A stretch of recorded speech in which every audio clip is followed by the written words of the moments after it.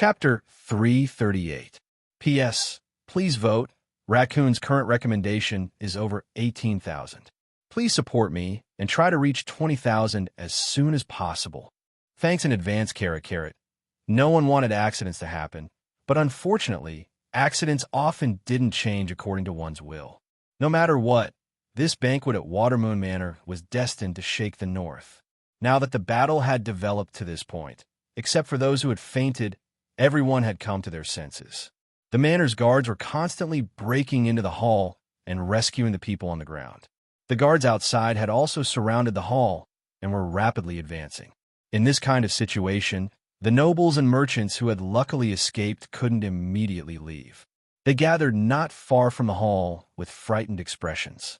Some noble women were crying, some were shouting for their friends and relatives, and most were discussing which important person hadn't come out yet.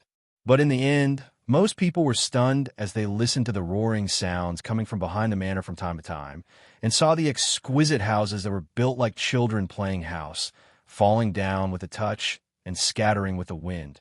Gulp, they swallowed and turned their gazes back to the hall with difficulty.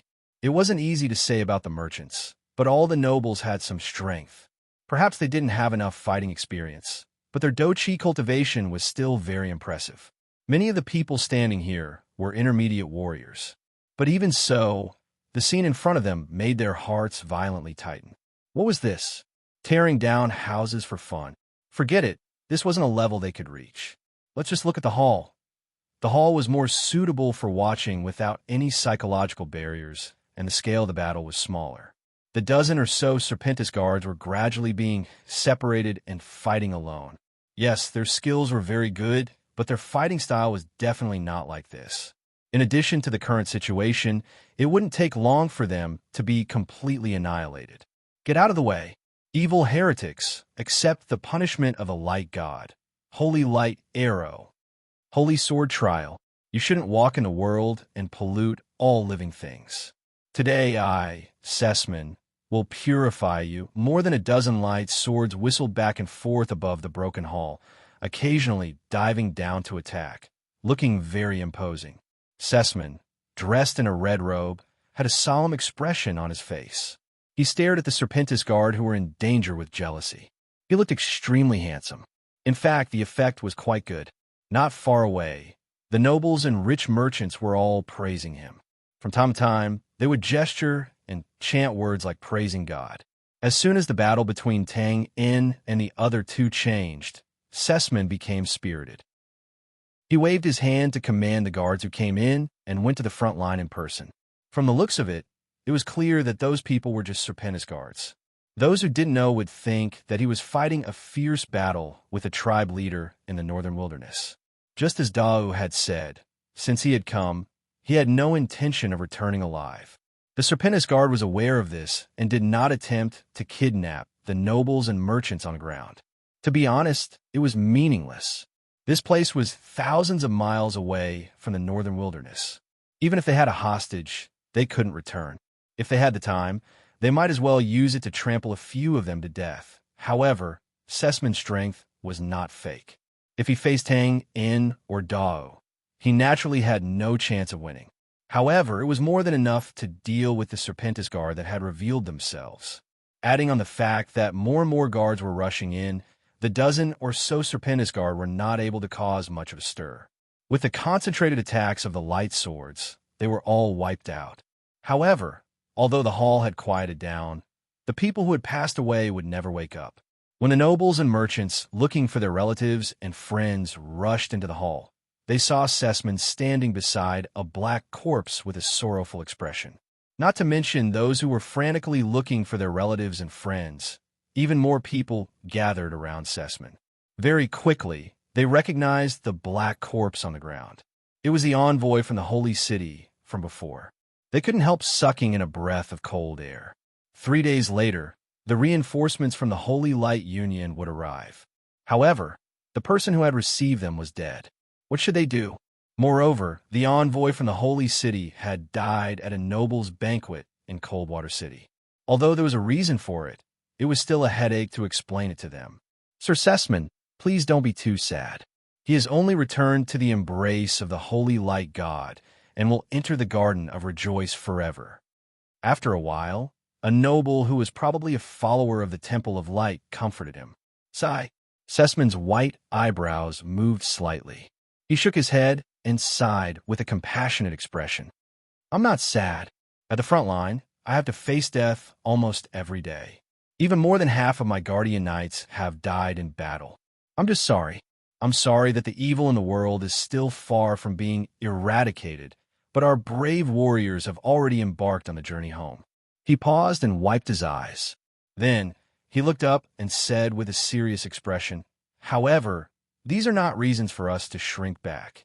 He has already returned to the embrace of the holy light god. I'm also preparing.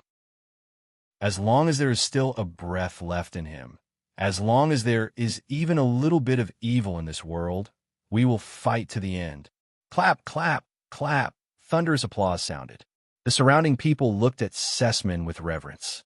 Some of the more emotional ones had tears in their eyes. Sessman took a step back and bowed solemnly to the envoy's corpse. Then, he waved his hand and said, I didn't do anything. Please give your applause and respect to him and to the innocent people who died today. Hearing this, the people couldn't help but admire him even more. What kind of noble character and unquestionable integrity was this? Previously, he was deeply involved in the battle with the evil cultists in the hall. Then, he led the people to eliminate the evil cultists. But now, he gave all the credit to the dead envoy. How noble! How selfless! Oh, praise the holy light! At first, the hall was solemn. Everyone bowed and saluted. Then, thunderous applause sounded again.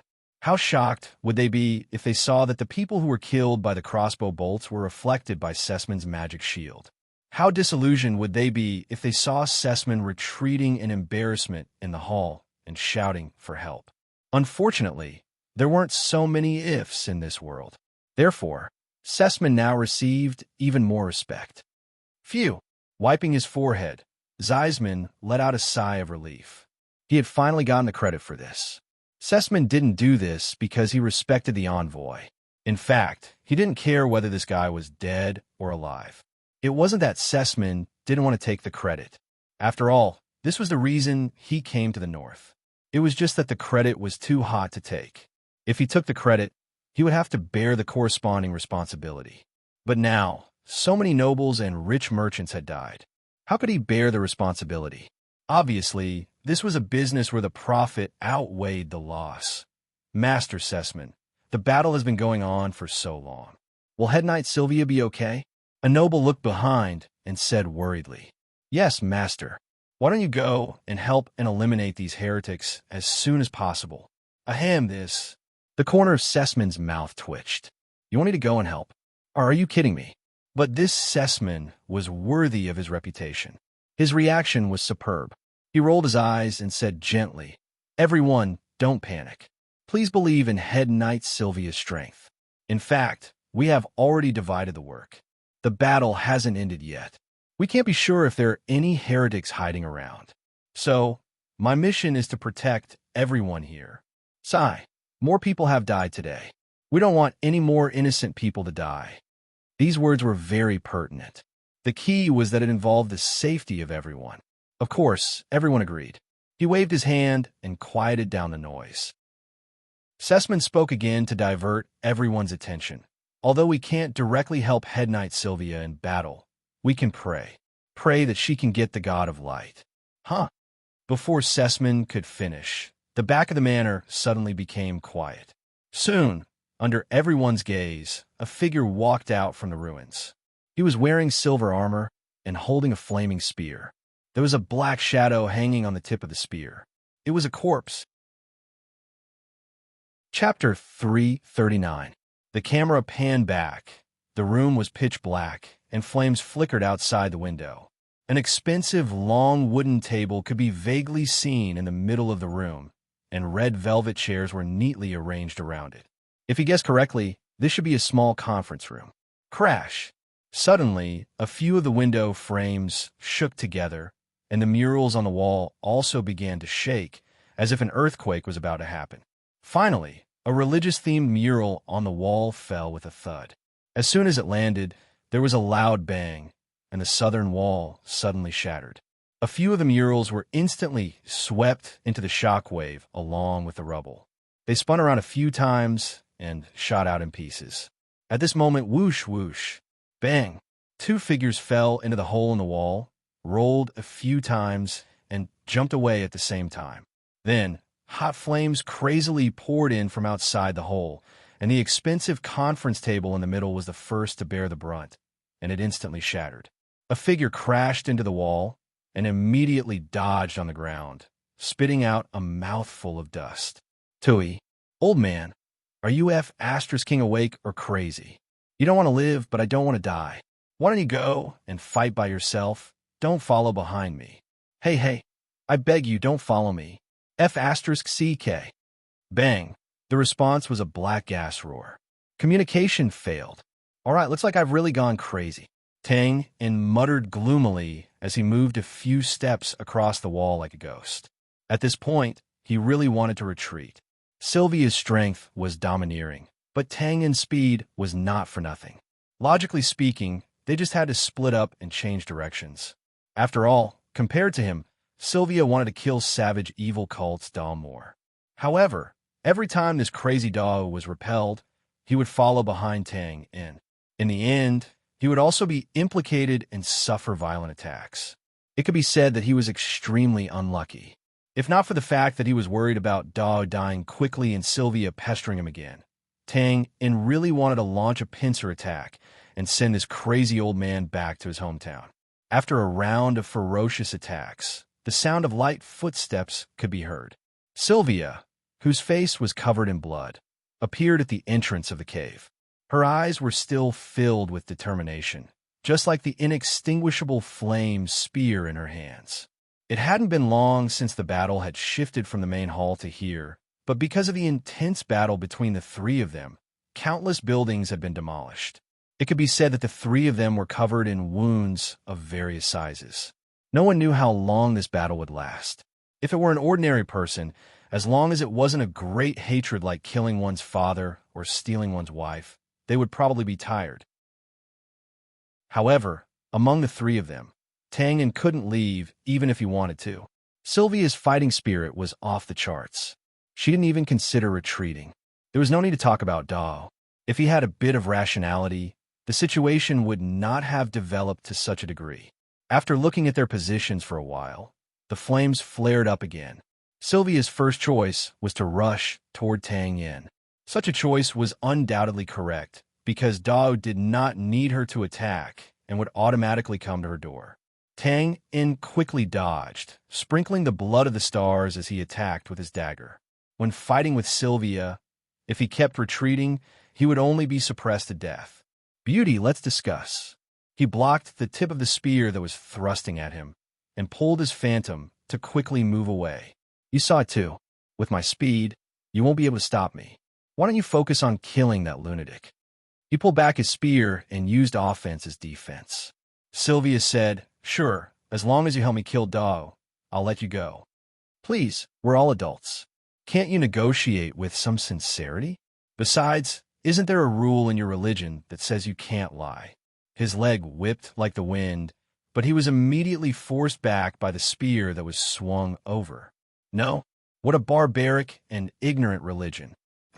It's said in the religion that those who make a deal with the devil will become the devil themselves. Huh.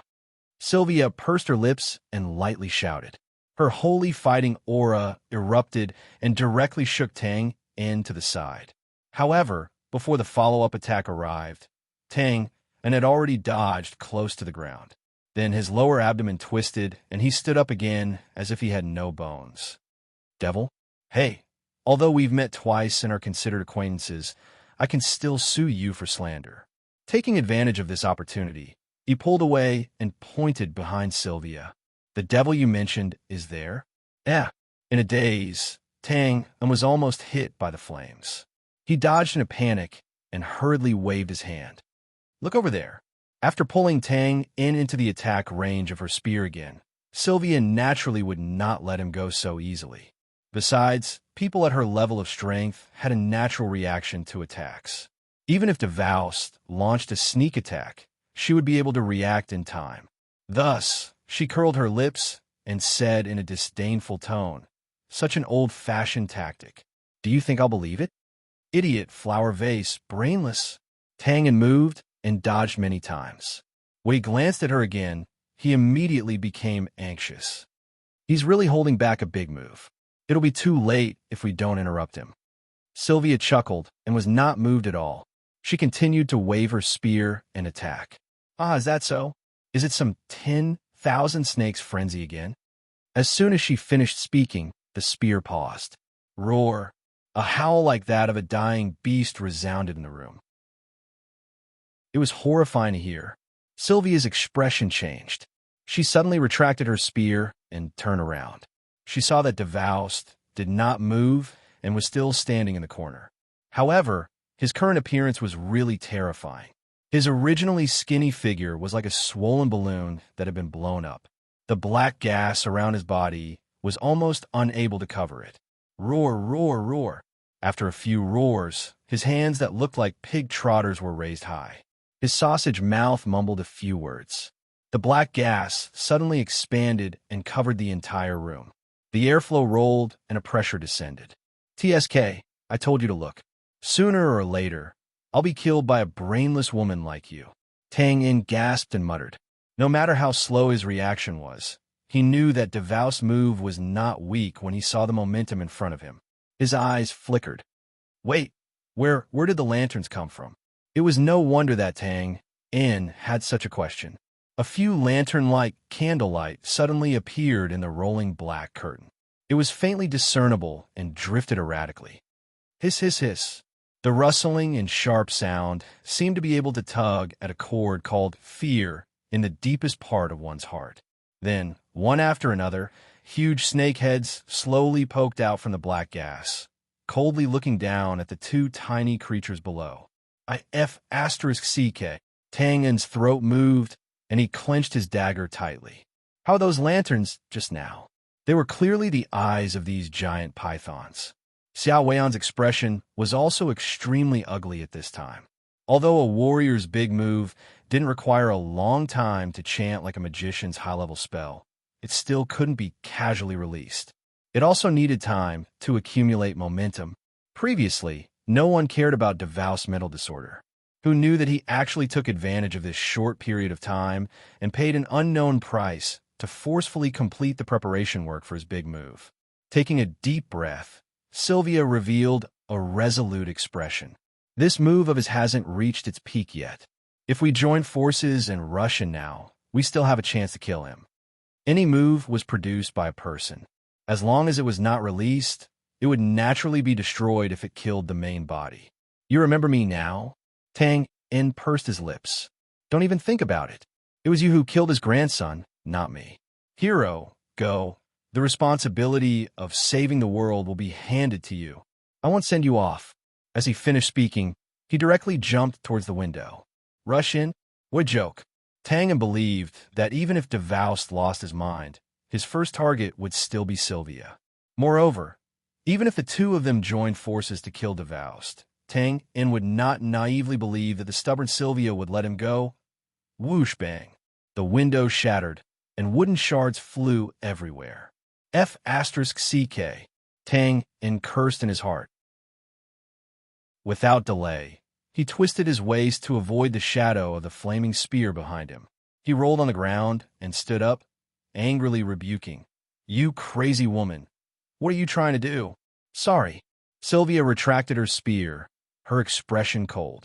Before we kill Devoust, you're not allowed to go anywhere. Pulling his hair, Tang Yin hated that he could not pick himself up. What the F*CK was this? He lamented. Face reality, beauty, it is impossible for us to be together. I really appreciate your humor at this time. Sylvia pursed her lips and continued. As long as you help me, I will let you go today. And I swear by the God of light. I don't doubt your faith, but I definitely don't believe in your character. Tang Yin sneered and turned his head away. Just like how Sylvia did not believe in him before, how could Tang Yin believe in her promise? This was undoubtedly an endless cycle, and it would definitely not be solved in a short period of time. So in the end, the two of them were still staring at each other. At this time, there was another change on Devout's side. Hiss, die, die, hiss. The words were very vague, but the situation was enough to make people raise their eyebrows. Probably because his body had increased in size, Devout was now 3 feet above the ground, floating in the air. And in the darkness above his head, a total of 9 snake heads poked out, swaying slightly and spitting out their tongues. The room fell into a short silence, and the two of them stared at each other for a few seconds. Devout looked at Tang En, and at the same time, the snake heads collectively moved over and gathered into a pile. Tang En quivered and suddenly felt a huge pressure. He hurriedly waved his hand and pointed at Sylvia. See, over there, it's not me. Sylvia's mouth twitched, and she turned her head to glare at him. It was unknown whether Devout understood the language or the gesture, but he turned his head to look at Sylvia. After looking at each other for a second, an ominous glint flashed in his eyes, and he waved his hand without hesitation. Hiss! The 9 snake heads opened their bloody mouths at the same time and hissed. The eerie teeth on both sides were terrifying. In an instant, the black gas swirled violently. Whoosh whoosh. A few snakeheads immediately swooped over. Although they did not come close, their power was enough to make Tang En suffocate, and his scalp tingle. Boom, boom, boom, explode, explode, explode. Chapter 340. Boom, boom, boom, with such a powerful attack. Not to mention Tang En, even Sylvia would have to avoid it.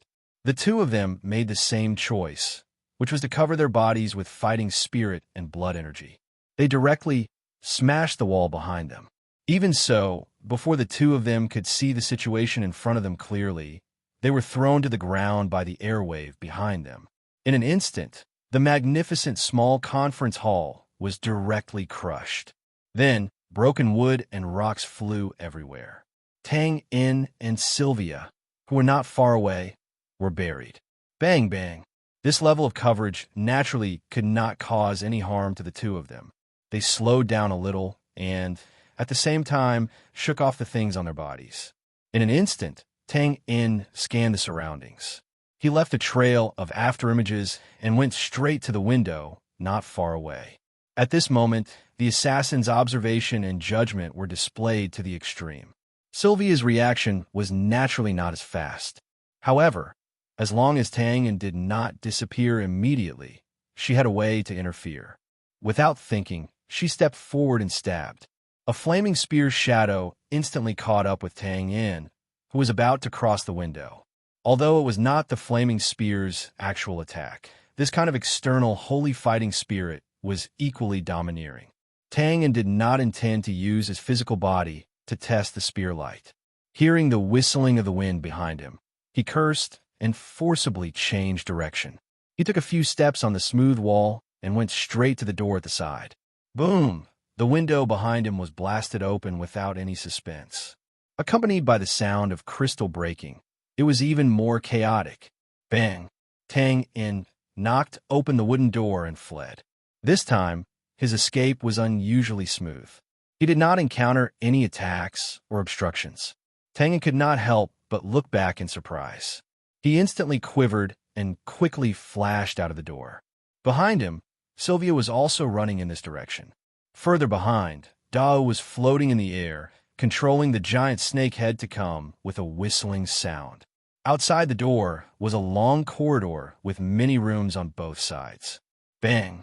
Before he could observe further, the wall not far behind Tang En was pierced. Sylvia rushed out with her spear. Then, boom, boom, boom. The giant snakeheads were not small in size, and it was impossible for a corridor to contain 9 of them. In fact, 2 of them had barely made it, and the rest were advancing through the houses on both sides. It was impossible for them to walk through the door politely, so the collapse of a large area began. Tang En and Zhang Wuji ran in front. Behind them, the corridor and the houses were directly swallowed up, and thick dust billowed. From afar, It looked like an earth dragon had flipped over. Its head, spine, tail. Large swathes of buildings collapsed one after another like dominoes.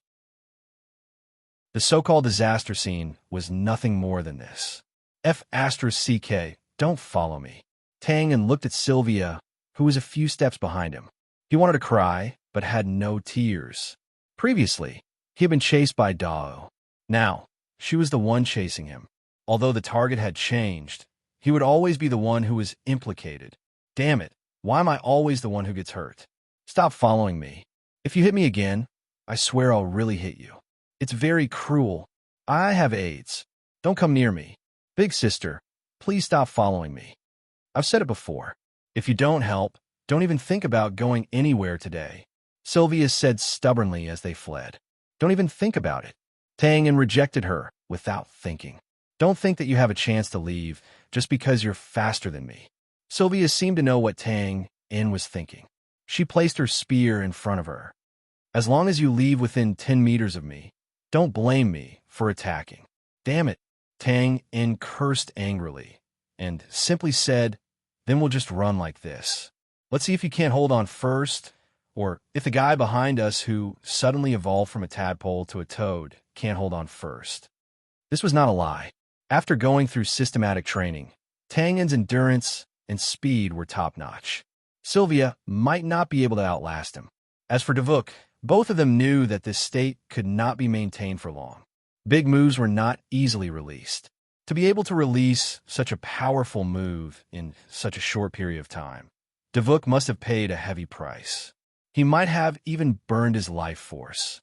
Therefore, they dared not say that this power was short-lived, but it definitely would not last long. If that's the case, should I attack you now? Sylvia said thoughtfully. She then glanced at Tang's legs. F***, I said that. Tang wanted to slap himself. He quickly said, calm down, calm down. The point of my sentence is the last sentence. Oomph. Sylvia snorted coldly, but did not do anything dangerous. Don't blame me for not reminding you. Don't have any dangerous thoughts. Otherwise, I'd rather die together with you to keep you alive. You're my sister. Probably because it was not needed, the chandelier in the corridor was not lit, so it was a little dim. It was still dark in the distance, as if there was no end. Tang's current speed was not slow, but even so, they still did not reach the end of the corridor. However, no matter how long the corridor was, there would be an end. Soon, Tang frowned, and his expression was a little ugly. There was a turning point in front of them. If it was under normal circumstances, it would just be a matter of turning a corner. However, there were snakes following behind them. If they turned, it would be hard to guarantee that they would not be hit directly. If they could not turn, they could only move forward. Tang paused and ran side by side with Sylvia. Don't attack. Sylvia's night vision was naturally not as good as Tang's. Therefore, she did not see the situation in front of them. Once she saw Tang approaching, she immediately raised her spear vigilantly. Fortunately, Tang had already expected this. He quickly said, there's a wall 50 meters ahead. We don't know how thick it is.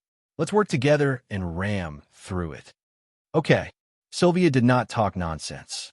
The holy fighting aura around her body surged, and the flames on her spear instantly surged and danced. She was a third wheel. Tang looked at the suddenly clear murals in the corridor and sighed.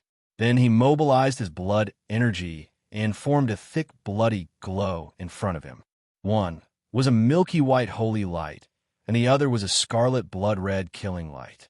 The two lights, which were completely different in color, nature, and essence, suddenly lit up in the corridor, each occupying half of the sky. The center position, charge, boom, gravel flew and air waves rolled. It turned out that the thickness of the wall was not exaggerated. At most, it was slightly thicker than the wall of an ordinary room. As soon as he entered, Tang felt the ground below him become empty. He was shocked and hurriedly protected his vital parts. He curled up his body and rolled down due to inertia. Fortunately, it was not a cliff. He touched the ground in an instant. It seemed to be a steep slope. There were some obstacles in front of him, but they were quickly destroyed by the blood energy and rolled down. After rolling for about 10 seconds, Tang and stood up. After looking around, he could not help but feel enlightened. It seemed to be the layout of a modern world movie theater. There were rows of fixed seats from top to bottom, forming a semicircle. When he turned his head again, there was a rather wide platform behind him. There were curtains on both sides. This is a small opera house. Sylvia, who was at the side, observed for a while and gave an answer. Then, her eyes lit up and she looked at Tangan. This is quite suitable for a decisive battle. Twain immediately took 2 steps back when he heard that and asked warily, "What are you up to?" The 9 snakeheads have been chasing after him and destroying countless buildings. Their power will definitely decrease. Sylvia pursed her lips and waved her spear. The colorless flames rose again. This is our chance. As long as we each accumulate our strongest moves, we should be able to annihilate him in one fell swoop. TSK, I thought there was a way. I said before that I will not join forces with you. Tang shook his head and refused without hesitation. You have no choice. Sylvia's expression did not change. The fighting aura on her body continued to expand, contract, and expand, fluctuating. If you don't agree, I will pester you right now and will not stop until I die. Wait for Dao to come, and we will all die together. Tang opened his mouth, but did not say anything in the end. Moreover, the environment here is vast. Even if you don't trust me, there is a high chance of escaping after the decisive battle. I will give you 3 seconds to make your choice. Sylvia's words were slightly more pleasing to Tangan's ears. In fact, it was true. The following decisive battle was bound to cause strong turbulence. As long as he could suppress Dao and control the angle well, he could take advantage of the situation to retreat far away. At that time, with his speed, the chances of escaping were indeed high. Thinking quickly, Tang spread his hands. Let me ask you a question. Actually, as long as we keep running, won't we be able to drag Dao to death? Why do we have to play some kind of battle? Rumble. The walls in the direction where Tang and the others came from collapsed, and traces of the giant snake heads could be seen. It's very simple. Sylvia glanced at Tang and stepped onto the platform. She said calmly, "The evil heretic can only be purified by the power of light. It is my shame to let it age slowly." TSK. So this is Sylvia? Tang grinned as if he had a toothache. He then jumped onto the platform and said straightforwardly, "Deal." "Very good." "Huh." Sylvia nodded slightly. Then, as if she could not help but let out a soft cry, she raised her hands high. Beams of light shot out from her body and revolved around her. Then they gradually began to compress inwards. Tang walked to the corner. He naturally would not fight head-on. Looking at Sylvia's movements, he could not help but smack his lips. Due to the lack of time, this was definitely not her most powerful move. However, the power that was faintly emitted by the beam of light in front of them was enough to make one's hair stand on end. At this moment, Sylvia suddenly glanced at Tang. The beam of light also began to revolve rapidly. "What's with that distrustful look in your eyes?" Every mouthful of saliva was a nail in the nail. Sir System was not the kind of person who would go back on his words. After a few silent criticisms, Tang stopped in his tracks. Looking at the light pillars that were moving towards them, he swallowed his saliva and obediently took a few steps back. "Sigh, this woman is so cunning." Escaping was Tang's first choice. If there was a chance, he would not let it go. After all, there were too many variables in a decisive battle. If he could not suppress Dawao's Hydra, he would die here today. Even if he could suppress it, he would have to consider whether his injuries would be too severe and he would faint. Forget it. There's no point in thinking too much. Tang held up his dagger. The curtain behind him rolled slightly, and the surrounding airflow rotated. Amitabha, Bodhisattva, bless, amen, amen, amen. Storm. Hiss, hiss, hiss. It was as if there were countless sharp knives cutting through the air. Gradually, blood-colored ripples spread out in the surroundings.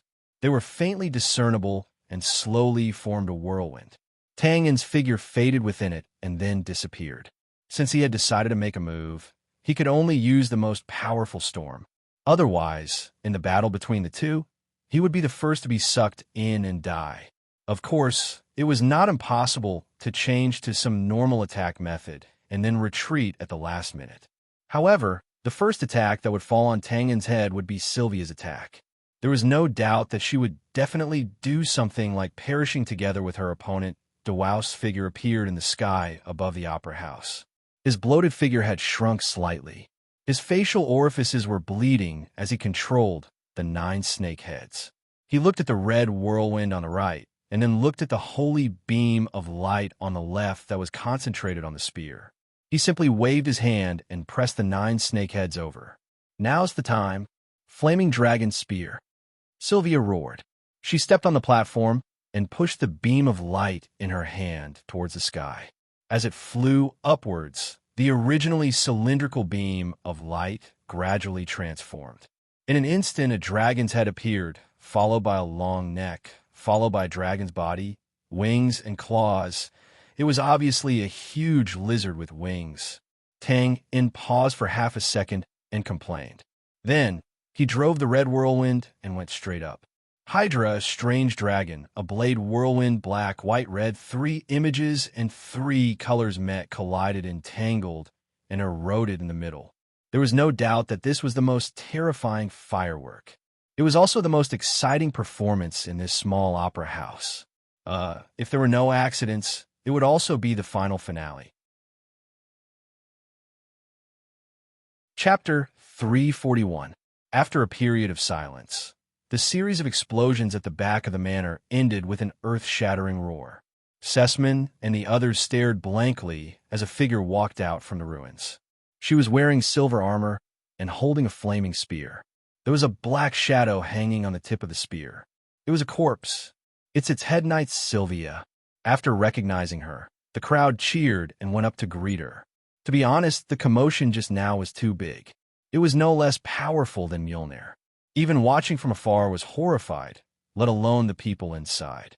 Although the crowd had full confidence in Sylvia's strength, they couldn't help but feel nervous. Fortunately, Head Knight Sylvia was as domineering as ever. She carried the enemy's corpse back in victory. After the crowd gathered around, the flaming spear was lowered, and the corpse fell to the ground with a soft sound.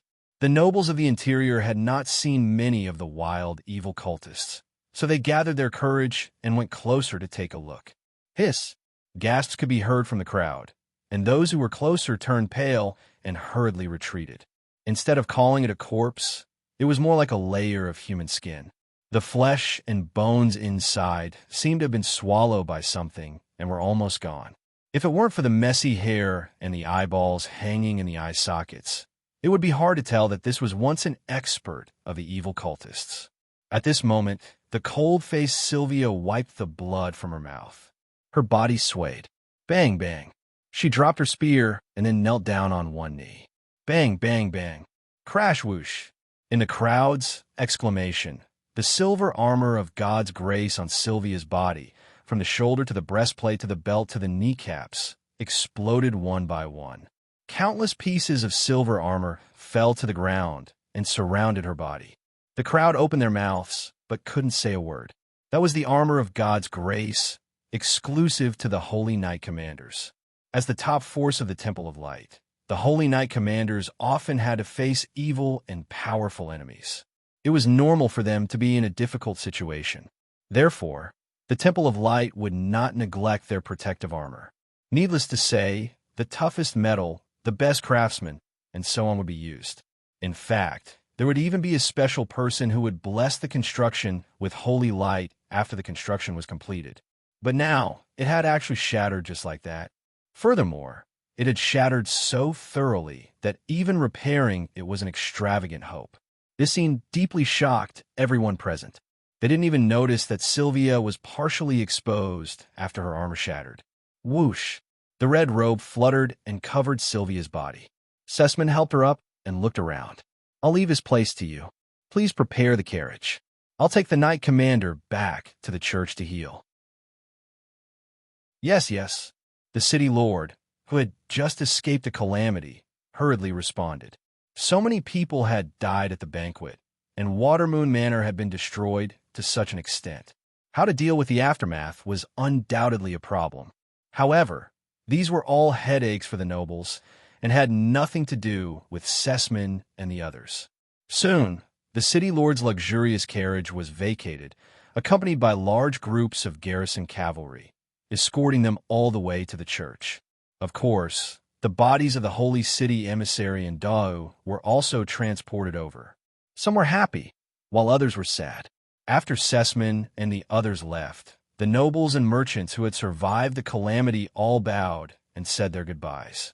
They didn't want to stay in such a place for a moment longer.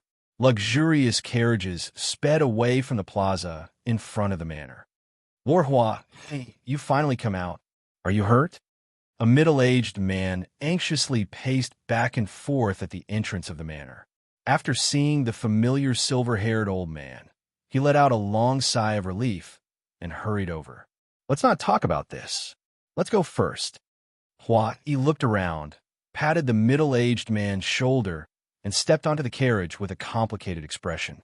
After waiting for the middle-aged man to follow, the carriage driver closed the door and whipped the horse to leave. In the warm carriage, Hua, he seemed to be thinking about something. His expression was blank, and he held a teacup in his hand, but didn't take a sip. The middle-aged man on the side scanned Hua-Yi's body and carefully asked, Lord Hua, he waved his hand and said, I'm fine. When the chaos broke out, I had already left the hall. Phew! Thank goodness the God of Light is watching over us. The middle-aged man patted his chest and then made a gesture in front of his chest, rejoicing. The God of Light is watching over us. Hua-Yi bitterly smiled and shook his head slightly. He opened his hand, and a crumpled piece of paper appeared in his sight. He had received this from a waiter at the banquet. Because his hand was wet, the ink on the paper had already melted together and couldn't be read. But of course, Hua-Yi knew what was written on it. There's chaos. Quickly leave the hall. Not to mention the shock of the time and the rejoicing now. After that period of chaos, Hua-Yi had more or less determined the owner of this piece of paper. He sighed inwardly, opened the window, and casually threw the paper out. President, I only hope you're safe now. At this time, in the carriage heading to the church, Sessman kept chanting and waved his staff, which was full of milky white light, towards Sylvia. In any case, Sessman was a great magician of the Temple of Light, and he had always been afraid of death, so he was quite knowledgeable when it came to healing spells. Although Sylvia also knew a little, she specialized in offensive martial arts, so the effects were naturally much worse than Sessman's. Of course, this didn't mean that Sessman could heal Sylvia's injuries. He could only heal the external injuries and prevent them from worsening. If she wanted to truly recover, she would have to rely on time and a professional priest. Phew! After a while, Sylvia seemed to have recovered and let out a long sigh. Her complexion looked slightly better, and she waved her hand. All right, thank you, Lord. Sessman could only do this much. Hearing this, he waved his staff and withdrew the white light. He asked with concern, How are you feeling now? I'm fine. I'll need about 10 days of rest. With the Temple of Light's healing methods and Sylvia's strength, it would take about 10 days to recover. This injury was naturally not light. However, she didn't take it to heart and shook her head with a nonchalant expression. Sigh, I didn't expect these evil cultists to be so cruel and merciless. They actually followed us so far. Sessman sighed. He couldn't help but feel a lingering fear as he thought of the previous situation. Sylvia pursed her lips. It's good that they followed us, so we won't have to find a chance to purify them in the future. A cough, yes, that makes sense. Sessman's mouth twitched when he heard this, and he replied dryly. Although eliminating the evil cultists in the wilderness could increase their merits, he still felt that his life was more important. Lord, Sylvia frowned and thought for a while. She raised her head and asked, Do you have any recollection of the waiter who attacked us? Where have you seen him before? Waiter? Oh, Sessman was stunned. He immediately thought of the person who almost killed him just now. He recalled the person's face, shook his head, and said with certainty, "I've never seen him before." "Well, he might be in disguise." Sylvia held her forehead and said doubtfully, "When we first arrived in the north, he attacked us twice on the mountain path and on the mountain peak. Now he's trying to assassinate us again. Although there were evil cultists involved each time, his target seems to be only you, my lord." It's him?" Sessman obviously didn't connect the two together. Now that he was reminded, he remembered what happened just now and couldn't help but shudder with fear. It could be said that he had tasted the feeling of the god of death many times in the hands of that person. After coming back to his senses, Zeisman fell into deep thought. When did I offend such a terrifying person? However, no matter how hard he racked his brains, he would never have thought that the source was actually an insignificant village that he had casually wiped out. The carriage was silent for a while. Sessman finally shook his head helplessly and gave up. "I really can't think of such a person." Then, as if he had thought of something, his expression relaxed instantly. "No matter who it is, he's been killed anyway." "No." Sylvia pursed her lips, as if she was gritting her teeth. He ran away. "He's not dead." Sessman suddenly stood up, pale with fright. Of course, there was the fear and worry in his heart when he knew that the other party wasn't dead. But more of it was the shock that Sylvia's attack couldn't kill the other party. What Sessman said to the nobles before was not false. He had full confidence in Sylvia. After being on the front lines for so long, he had never seen Sylvia's attack miss. But now, after paying such a huge price, the other party still managed to escape. At the mention of this topic, Sylvia's cold expression couldn't help but show traces of anger and resentment. However, with her personality, she would speak her mind and naturally wouldn't hide the situation for the sake of her reputation. I was careless and let Dao, who had lost his rationality, make a big move. I had no choice but to join forces with him. During the final battle, that guy tricked me. He was half a second slower when he made his move. In the end, after suppressing Dao, he actually changed his direction and hit me with the rest of the damage. At this point, a fierce look flashed across Sylvia's eyes. She bit her lips. The reason why the armor of divine grace was broken was also because of him. What kind of joke is this? You'll also be at a disadvantage in battle. Sessman opened his mouth and couldn't believe his ears. Then he slapped his head and said anxiously, "So, he should still be in the manor? Then we have to quickly encircle and annihilate him." "It's no use." Sylvia shook her head and sighed. Although he also suffered some serious injuries in the duel, it's definitely not a problem for him to escape. With his strength, it'll be fine if the cavalry guards don't encounter him. Once they do, there will be unnecessary casualties. Sigh. Although he was still a little unwilling, after such a long time, he should have escaped long ago. Zeisman could only let out a long sigh and sit back down in his chair. He frowned as he thought about what to do next. With such a terrifying assassin secretly spying on him, no matter what he did, he wouldn't feel at ease. The two people in the carriage had lost interest in talking. Xiao Weian replayed the process of the fight in her mind and secretly clenched her fists. Then she slowly exhaled, closed her eyes, and began to adjust her breathing. Chapter 342. No matter how chaotic the night was, no matter how much of an impact it caused, the night would eventually pass. The next morning, at the Gray Coat Army's base camp. The closed door was forcefully pushed open. Tang in, Tang in. Fei Rue, who was waving the newspaper in his hand, stopped in his tracks. He opened his mouth, but no sound came out. He looked at the crossbow that was pointed at him, and his expression changed drastically. Ahem, remember to knock next time. Tang and put away the crossbow and struggled to sit up.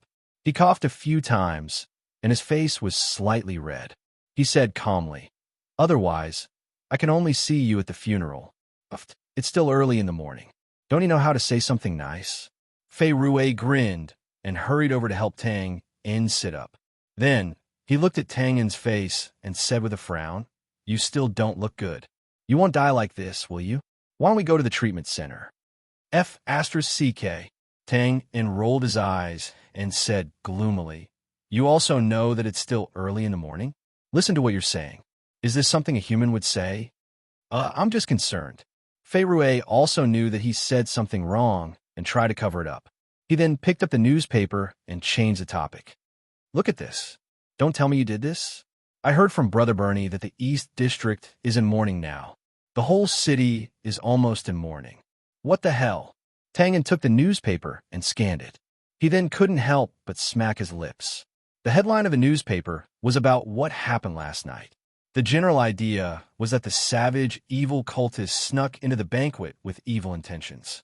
Then, they were discovered by Head Knight Sylvia and Sessman, who were receiving awards, and a fierce battle broke out. In the end, the evil cultists were defeated, but there were many innocent casualties. Next was a list of names. The first one was a noble, and there were about 20 people. Next was a list of rich merchants, and there were about 50 of them. As for the following waiters, guards, and so on, they were naturally not qualified to report their names. They only gave a number of about 200. These were only the dead. Tang Yin knew that there were even more injured people inside. Last night, when Sylvia and Dao clashed in the hall, although the poisonous gas did not leak out, the sound waves could not be controlled. At such a close distance, blood seeped out of the 5 orifices of those who fainted. He did not know if the Temple of Light could treat this. If not, a large number of deaf and half-blind nobles and wealthy merchants would soon appear in Coldwater City.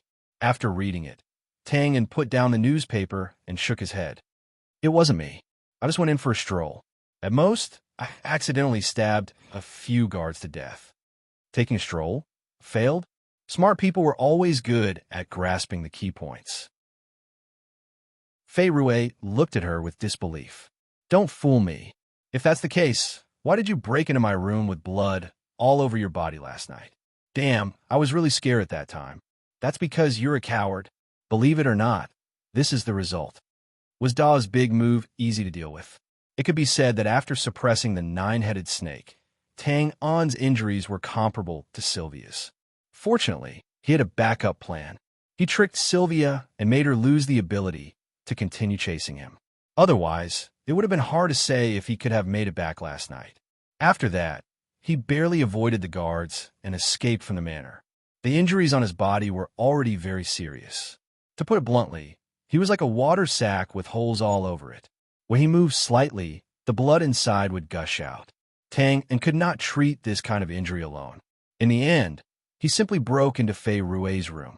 The two of them busied themselves for a while before applying medicine for external injuries and bandaging the wound. All right, let's be serious. How are your injuries? Fei Rui looked at Tang Yin, who was tied up like a mummy, and asked worriedly.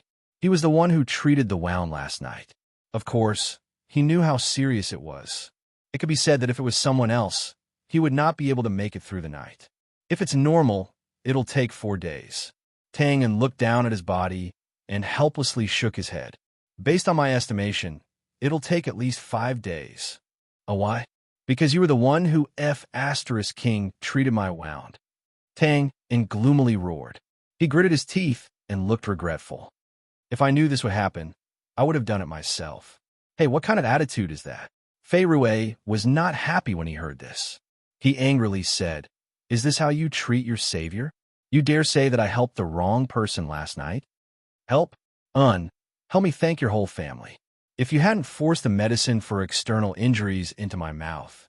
That I was too concerned about you and made a mistake. Fei Rui reached out and scratched his forehead with an awkward expression.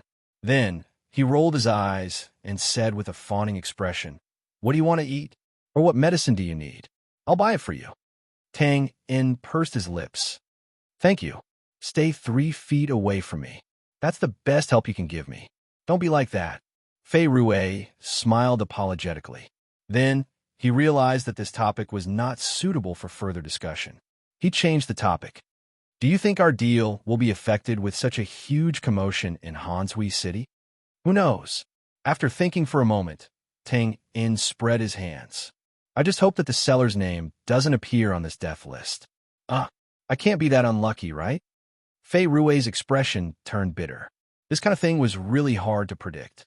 I don't have a choice. In any case, I already restrained myself last night and didn't kill any nobles. So I'll just pray. Fei Rue shook his head and sighed. He was speechless.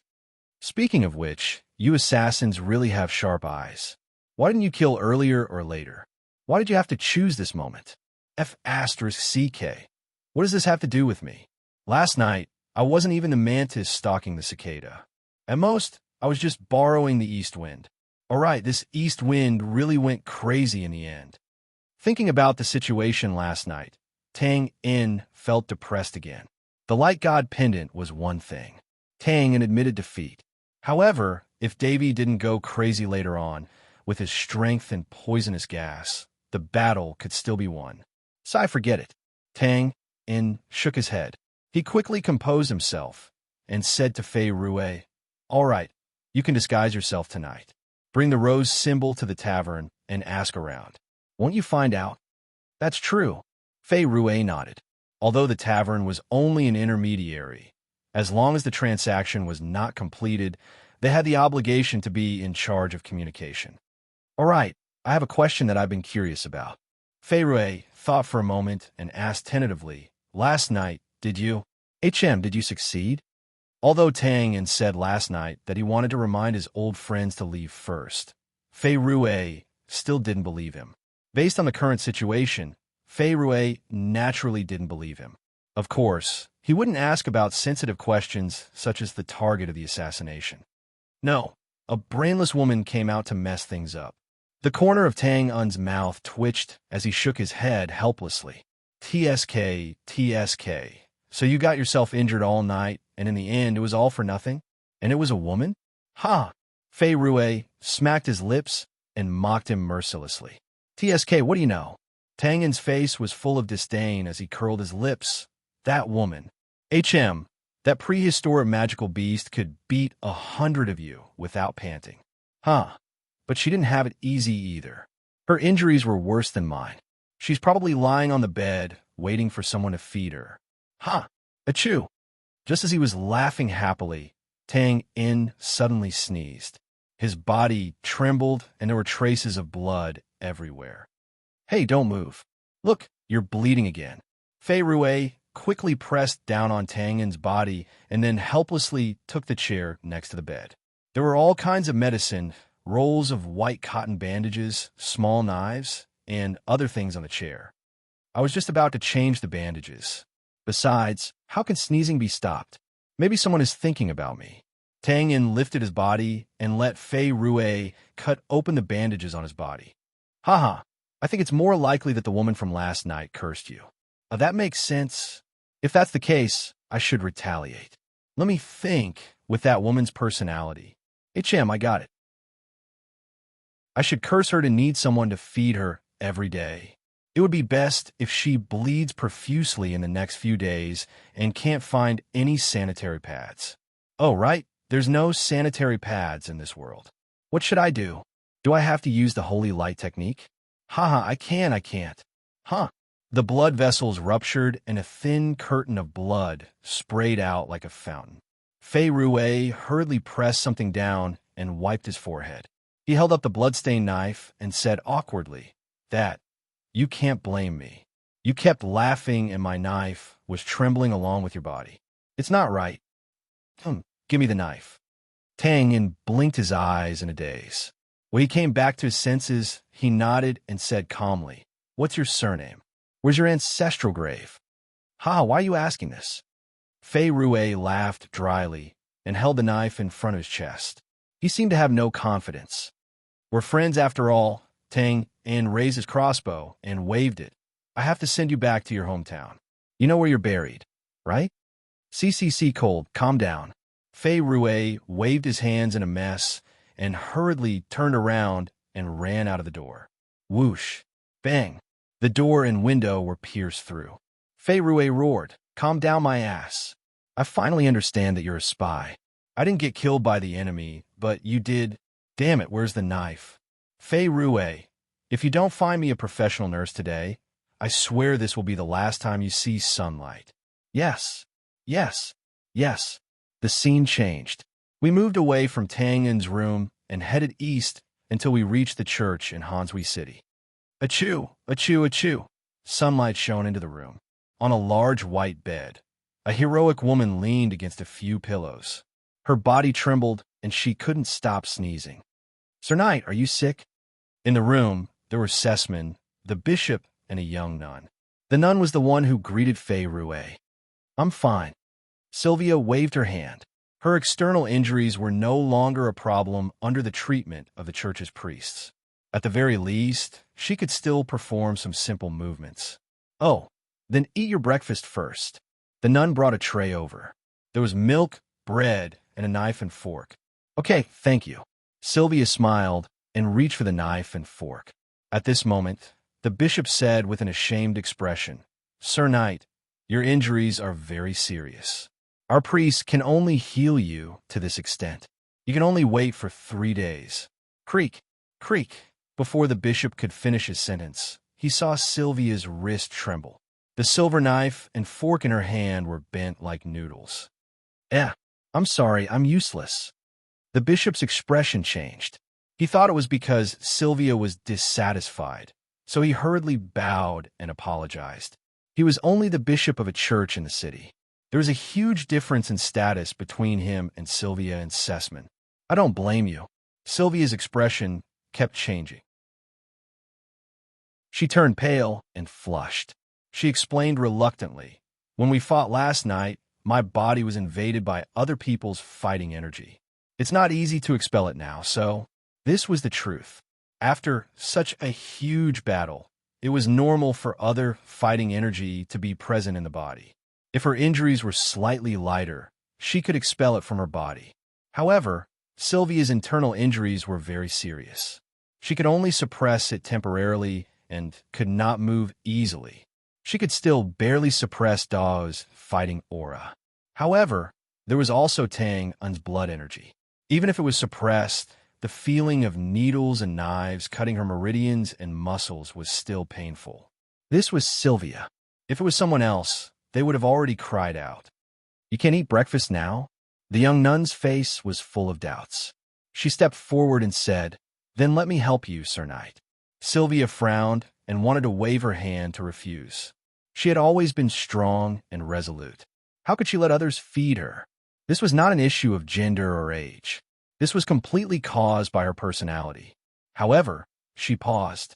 It did not matter if she did not eat breakfast, but what about the next few days? She could not always wait for the blood energy to stop acting up before eating. Thinking of this, Sylvia looked at Sessman and the church's bishop. Yes, Sir Knight, you should rest first. Sessman was old and experienced. Moreover, he was familiar with Sylvia's personality. He pulled the church's bishop and said, Where is the messenger's body now? Bring me to see it. Oh, sir, please. The church's bishop was stunned at first, then reacted. He bowed to Sylvia with a strange expression and left the room with Sessman. Damn it, don't let me see you again. Sylvia naturally saw the bishop's expression. In her anger, she could not help but hate Tang, and even more. Sir Knight, come on. This nun was really innocent. She did not think of anything else. She imitated opening her small cherry mouth. Her expression was very focused and careful. However, this made Sylvia even more angry. She could not vent her anger. The corner of her mouth twitched. She opened her mouth and bit the bread. I will kill you. I will definitely kill you. Chapter 343. The devastating disaster that happened at Watermoon Manor's banquet would not dissipate so easily. Over the next few days, the city entered a state of alert. The streets were littered with patrolling guards and patrolling guards. Coldwater City had always relied on its geographical advantage to develop. Therefore, although it was announced that the cultists had been completely annihilated, the city managers still had to put on a show to give the people who passed by a sense of security. Even though it was just for show, in this sort of environment, forget about the others. Even the various gang members in West City District had to stay in their own territories obediently. They were strictly forbidden from going out to fight. The Greycoat Army's procurement team was not affected much. They basically stayed in their base and rarely went out. Naturally, they did not have to worry about any accidents. The only change was that when Fei Rue found the tavern, he learned that the transaction would take place in 5 days instead of 3. It seemed that the seller was lucky not to have died at the banquet. It was understandable that the transaction was delayed. The situation was indeed tense.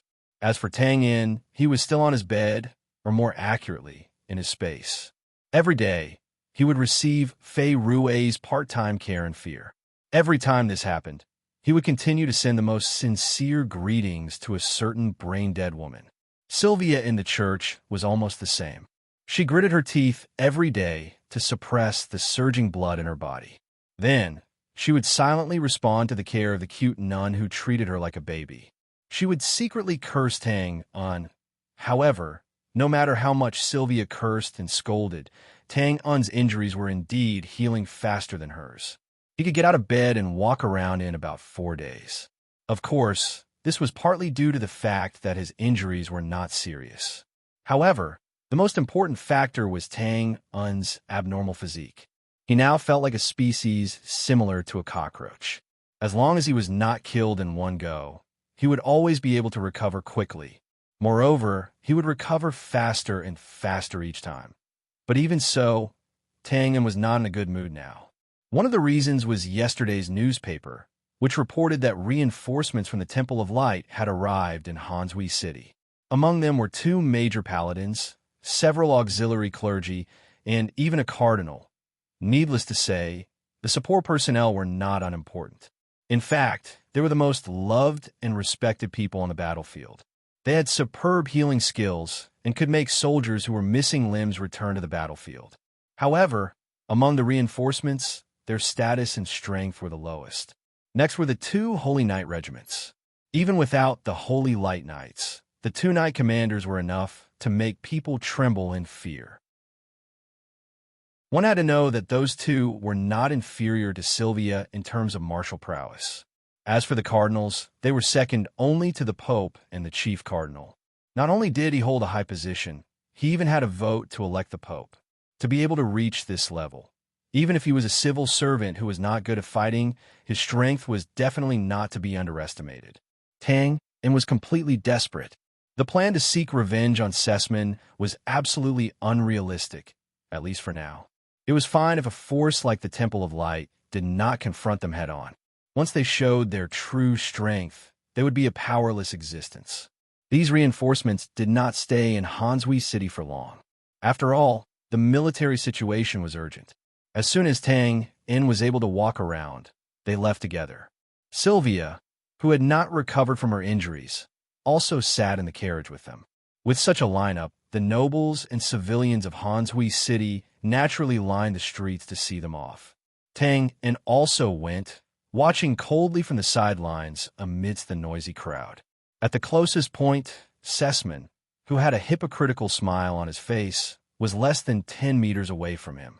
However, Tang Un just watched quietly with his arms crossed and did not make a move. It was not that he did not have the courage. With Tang Un's camouflage skills, as long as he did not assassinate at close range, no one would notice if he shot a crossbow arrow in such an environment. But what was the point of doing that? This kind of unkillable attack would at most make the other party a little depressed. Tang Un did not care about it. Of course, he was not in a good mood when he returned. He ruthlessly tortured the scouts who came to ask him for advice before he calmed down slightly. Then, it was time for the 2 sides to make a deal the next morning. The people who left the city in batches successfully met up in the suburbs. This time, leaving the city meant that they were leaving this place. After all, if the deal was successful, they would not be able to bring the goods back. At this time, Tang Un and a few dozen scouts had already arrived at the location to observe the situation. In fact, after finding out the location of the deal, the scouts had already stepped on this place more than 10 times. However, the deal was imminent, and they could not be careless. After all, this kind of thing was not unique to the modern world. Phew! How is it? Is there any problem? After reaching the top of the hill, Fei Rue first propped himself up with his legs and panted heavily. Then, he asked Tang Un, who was looking around. On the surface, there seems to be no problem. Let's wait for the scouts to come back first. Tang carefully looked around and made a judgment. Then he turned his head and curled his lips. You're just a small soldier in the military logistics. Why are you learning to be a scout with such poor stamina? There is no merit to be gained here. This is called learning, okay? Besides, I use my brain. Why do I need such good stamina? Fei Rue said with a look of indifference. Tang sneered, shook his head, and did not say anything. He knew that the reason Fei Rue followed him was not to learn, but to avoid suspicion. He had to admit that his performance during the negotiation was indeed amazing. Bosco probably thought that he was a talent, so he chatted with him for the past few days. It seemed like he was trying to recruit him. However, Fei Rue was indebted to him. Plus, he had just chosen a team, so he naturally avoided Bosco. Fei Rue probably felt a little proud as he looked down at Bosco with an arrogant expression. He laughed and said, Tang Yin, what reward do you think I will get when I go back this time? He paused for a moment and answered his own question impatiently. It should be enough to get a medal. I will definitely be promoted. Maybe there will be a meeting to commend me, or something. I heard a saying recently. It was said by Bosco. I think it makes sense. Why don't I share it with you? Oh, what saying? Tang Yin glanced at Fei Rue indifferently. The higher a monkey climbs, the easier it is for you to see its butt. Fei Rue opened his mouth, and his face was blank. However, he shrugged his shoulders immediately. It doesn't matter. It would be best if I could climb higher and climb above my father's head. Let him see if my ability is that weak. Why don't you just be a carefree young master?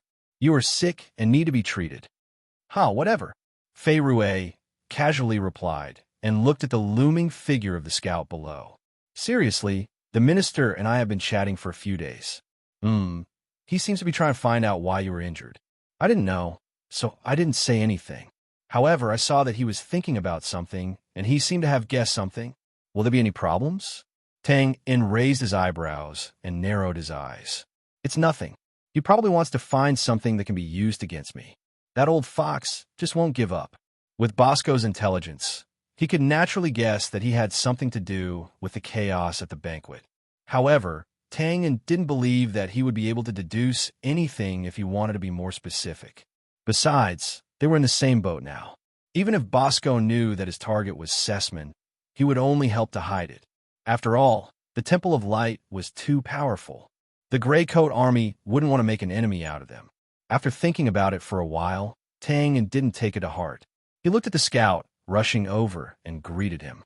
Of course, if Tang had foreseen the destructive consequences of this matter, he would have thought of ways to kill Bosco now.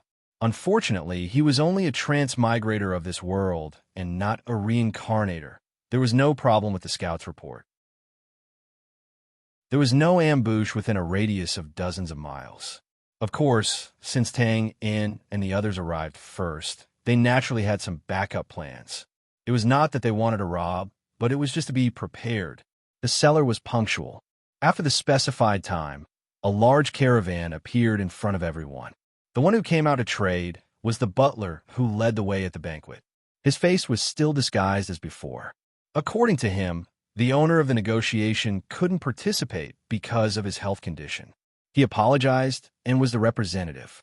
Tang Yin and Fei Rue looked at each other and sighed. It seemed that the seller's luck wasn't good enough. This kind of trade was naturally better as soon as possible. After exchanging some pleasantries, Bosco led his men to check the list one by one. City guarding crossbows, catapults, Mjolnir. The quantity was secondary as it could be distinguished by eyes. The key was the quality. However, they naturally wouldn't inspect the goods here. If they really did that, the Mjolnir would cause a commotion and the guards of Hansui City would rush over immediately. Fortunately, there were talents in the Gray Coat Army. Most of them retired from various regular legions and joined the Gray Coat Army for various reasons. Even though some of them were disabled, as long as they knew how to operate it, even if it was just moving their mouths to explain, they were rare talents to the Gray Coat Army. The cold wind blew gently, and the atmosphere was heavy. Everyone subconsciously lowered their voices and looked nervous.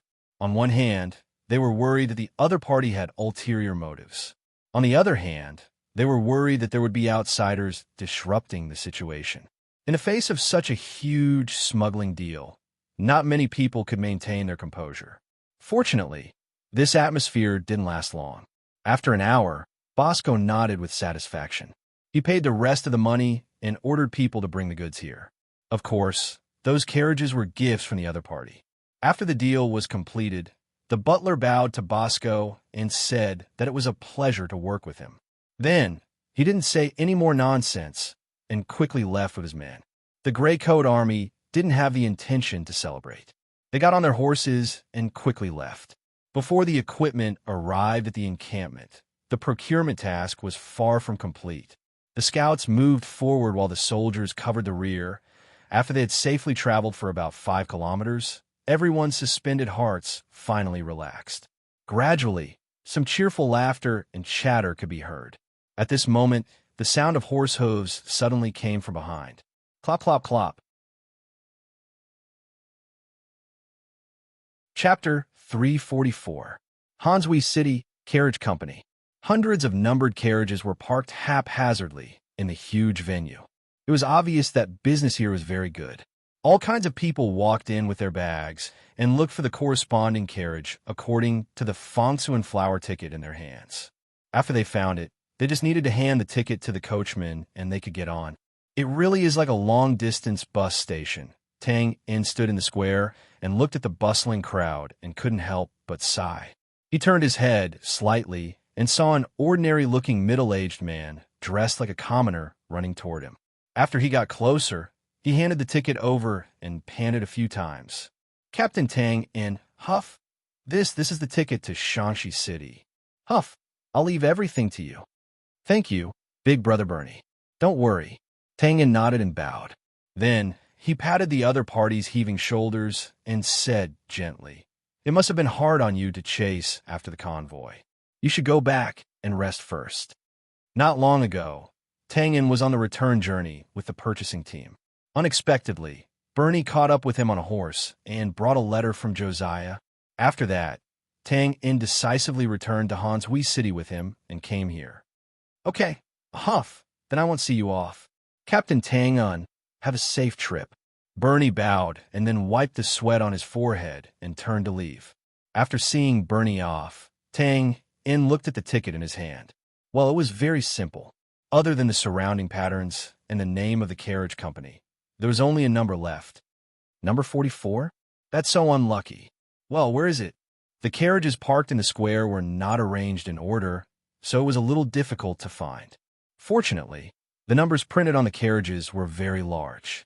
Soon, Tang In found the number 44 carriage in the second row on the left. An old coachman sat on the shaft of the carriage, holding a low-quality cigarette in his hand and putting it into his mouth. There was a look of enjoyment on his weather-beaten face. "Hello." Tang In handed over the ticket and asked casually, "May I know when this train leaves?" After taking the ticket and looking at it carefully, the old coachman put it away and said with a smile, "Hee, young man, is this your first time riding a carriage?" "And what do you mean?" Tang In raised his eyebrows and asked in surprise. If it was such a long-distance trip, it was indeed his first time. The old coachman pointed at the carriage and shrugged. "Of course we can only leave when it's full." Tang In patted his head in realization. This is not the modern world where the train starts on time. Through the narrow window, he saw shadows flashing inside. How many people are left? Soon, just one more will do. This result was not bad. Tang In nodded and walked to the back to open the door. The space inside was medium-sized, and there were 2 long benches on both sides. 4 people sat on one side, and 2 people sat on the other side. All of them subconsciously looked over. Tang In looked around. Except for the fierce-looking brawny man on the left side who was a bit eye-catching, the others looked like ordinary citizens. He walked in and closed the door. It could be seen that the atmosphere here was a bit stiff. The source was naturally the brawny man with the fierce-looking face.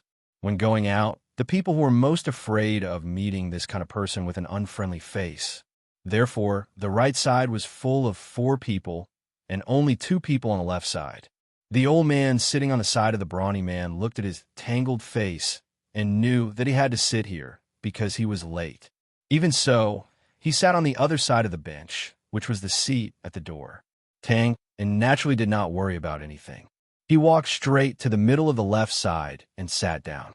The atmosphere eased a bit in an instant, and the old man at the door even let out a small sigh of relief. Tangen's appearance was ordinary, and his body was also ordinary.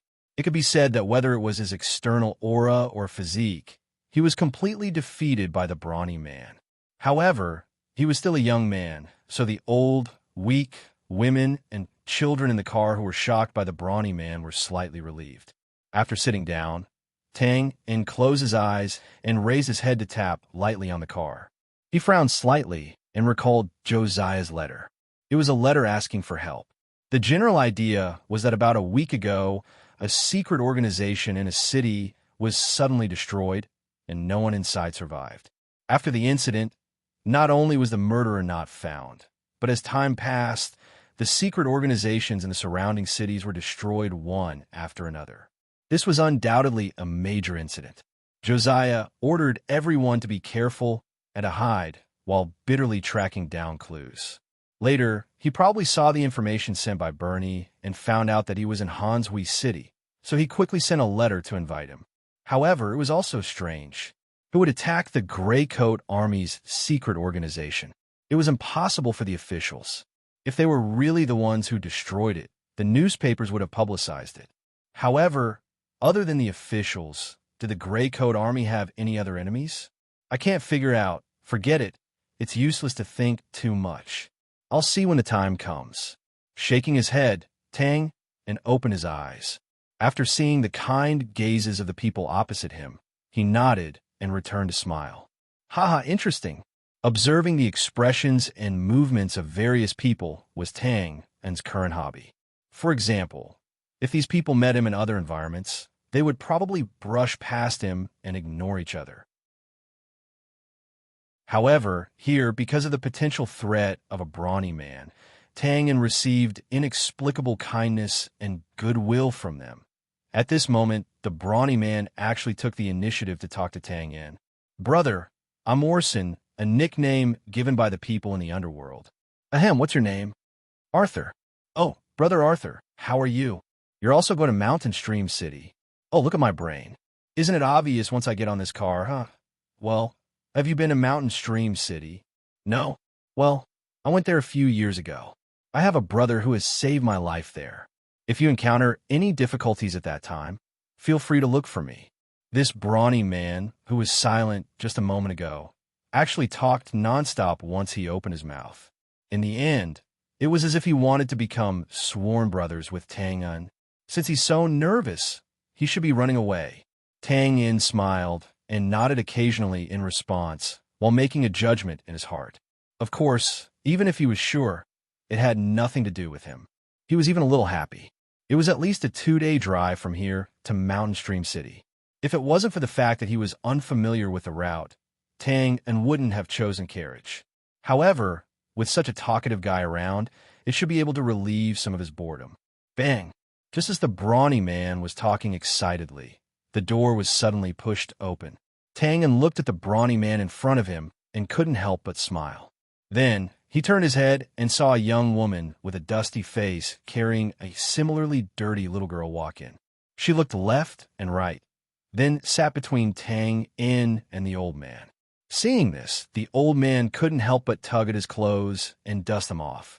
He then moved towards the door, muttering something about not having a smooth journey. The young woman seemed to have heard him. She didn't argue and lowered her head even more. It can't be. What day is it today? A group jailbreak? Why does it look like a runaway? Tang raised his eyebrows in surprise and shook his head with a smile. Although this woman was unkempt, with Tang's eyesight, he could naturally see that it was added later, and it shouldn't have been added recently. In fact, judging from her face, the pink and white skin at the back of her neck where she lowered her head, and the figure he saw just now, this should be a good-looking and charming young woman. After this young woman got on, the carriage was considered full. With a crack of the whip, the carriage shook. After a moment, Through the window, one could see the carriage slowly driving out of the carriage and along the main road to the city gate. Chapter 345. In a carriage, there were two people who seemed to be on the run. In fact, strictly speaking, there should be three.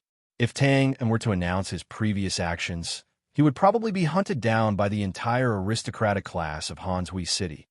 The brawny man with a fierce face looked like a gang member. For this kind of person, running away should be a common occurrence. For example, accidentally killing someone who shouldn't be killed, offending a big shot who was doing well, or having sex with a brother or sister-in-law. There were too many reasons to think of, and any one of them was enough to pack up and run away. As for the young woman, her appearance and temperament were not bad. Judging from the clothes of the little girl in her arms, she must be from a good family. For such a woman to travel alone with a child and not even bring a package, it was obvious that she did it in a hurry. In addition, she even did something as self-deprecating as throwing dust on her face, so she should be on the run. As for the reason, it was complicated. Maybe she was found out by the first wife as a mistress, and then she was killed to silence her. Oh, was he thinking too much? Tang shook his head and despised himself a little. Well, that was human trafficking, of course. The above was just someone who was bored on the journey and blindly thought to pass the time. In fact, not to mention these two runaways. Even if the carriage was full of criminals wanted by the authorities, it had nothing to do with him. Tang was not a good citizen. He only hoped that the carriage could reach the destination quickly and smoothly. Sir, where are you from? How should I address you? Come, Sha, call me uncle. The young woman was more talkative. After getting on the carriage, she looked for people to talk to, except for the brawny man. However, probably because of her current image, no one was willing to talk to her. In the end, she found that Tangen's attitude was the best. She immediately chatted with him as if they were close friends and asked the little girl called Sha to call him uncle. In fact, Tangen's attitude was ordinary. He was indifferent and occasionally responded. At most, he was a suitable listener. In his opinion, the young woman's conversation skills were very forced. Usually, she would not be so friendly. Now that she was talking so much, it was probably to ease her nervousness and fear. Soon, the carriage arrived at the city gate. After a simple inspection, there were no problems, and they immediately drove out of the city. At this moment, the brawny man and the young woman relaxed their tense bodies and breathed a sigh of relief. However, Tang, who was sitting between the two, shook his head disapprovingly. Perhaps to them, leaving the city meant that they were safe. However, Tang knew that the atmosphere in Hanshui City had been tense recently. Even if something unspeakable were to happen, they would not choose to settle it in the city. That was because it was very likely that they would run into the muzzle of the guards. Therefore, once they left the city gate, it meant that danger was about to arrive. Perhaps it was a jinx, but 10 minutes after leaving the city gate, the horse neighed and the carriage came to a sudden stop. Then came a burst of chaotic shouts from outside, as well as the old coachman's questioning voice. However, it was clear that the negotiation didn't go smoothly. Or rather, the person didn't intend to argue with the old coachman at all. He knocked on the carriage and walked towards the back while cursing. The people in the car naturally panicked. Most of them only thought that they were being robbed and hurriedly stuffed their luggage. A woman opposite Tang indirectly tore off the ring on her finger and swallowed it. With her taking the lead, the people around her followed one after another. For a time, shoes, hair, and so on became places to hide things. Compared to them, the two people beside Tang had a bigger reaction. After the brawny man panicked, a fierce light flashed in his eyes, and he reached into his arms. If he wasn't mistaken, the sharp protrusion should be a machete. As for the young woman, she suddenly got up after the carriage stopped and leaned against the window to look outside. Then, her face instantly turned pale, and she sat back on the bench powerlessly. From Tang's angle, he could clearly see that her forehead was covered in cold sweat and her hands were trembling as she held the little girl. Breathing rapidly, the young woman suddenly raised her head and looked around. In an instant, she stared into Twain's eyes. There was despair, reluctance, pleading, and hope in those eyes. Although it was just a glance, and although she did not say anything, it had already expressed far too much. Touching his nose, Tang In felt a little unnatural under this complicated gaze.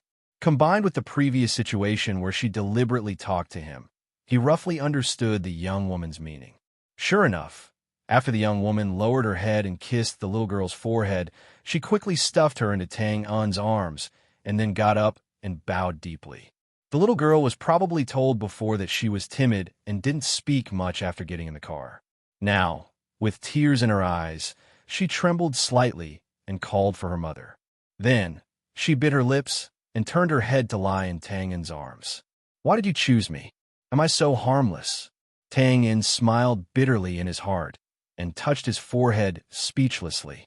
The young woman saw that Tang and didn't refuse, and her face was full of gratitude. Then, she turned around and blocked in front of Tang Un. "Pa!" The car door opened, and a burly man with chest hair appeared outside the car. When he saw the young woman suddenly appear in front of him, he was stunned at first, and then overjoyed. "Haha, boss, she's here." Then, he grinned, revealing a mouth full of yellow teeth, and greedily looked at the young woman's figure. "Sister-in-law, why are you dressed like this? I almost couldn't recognize you." "Bahu, who is you? You group of shameless bullies." The young woman's body trembled, and she angrily scolded.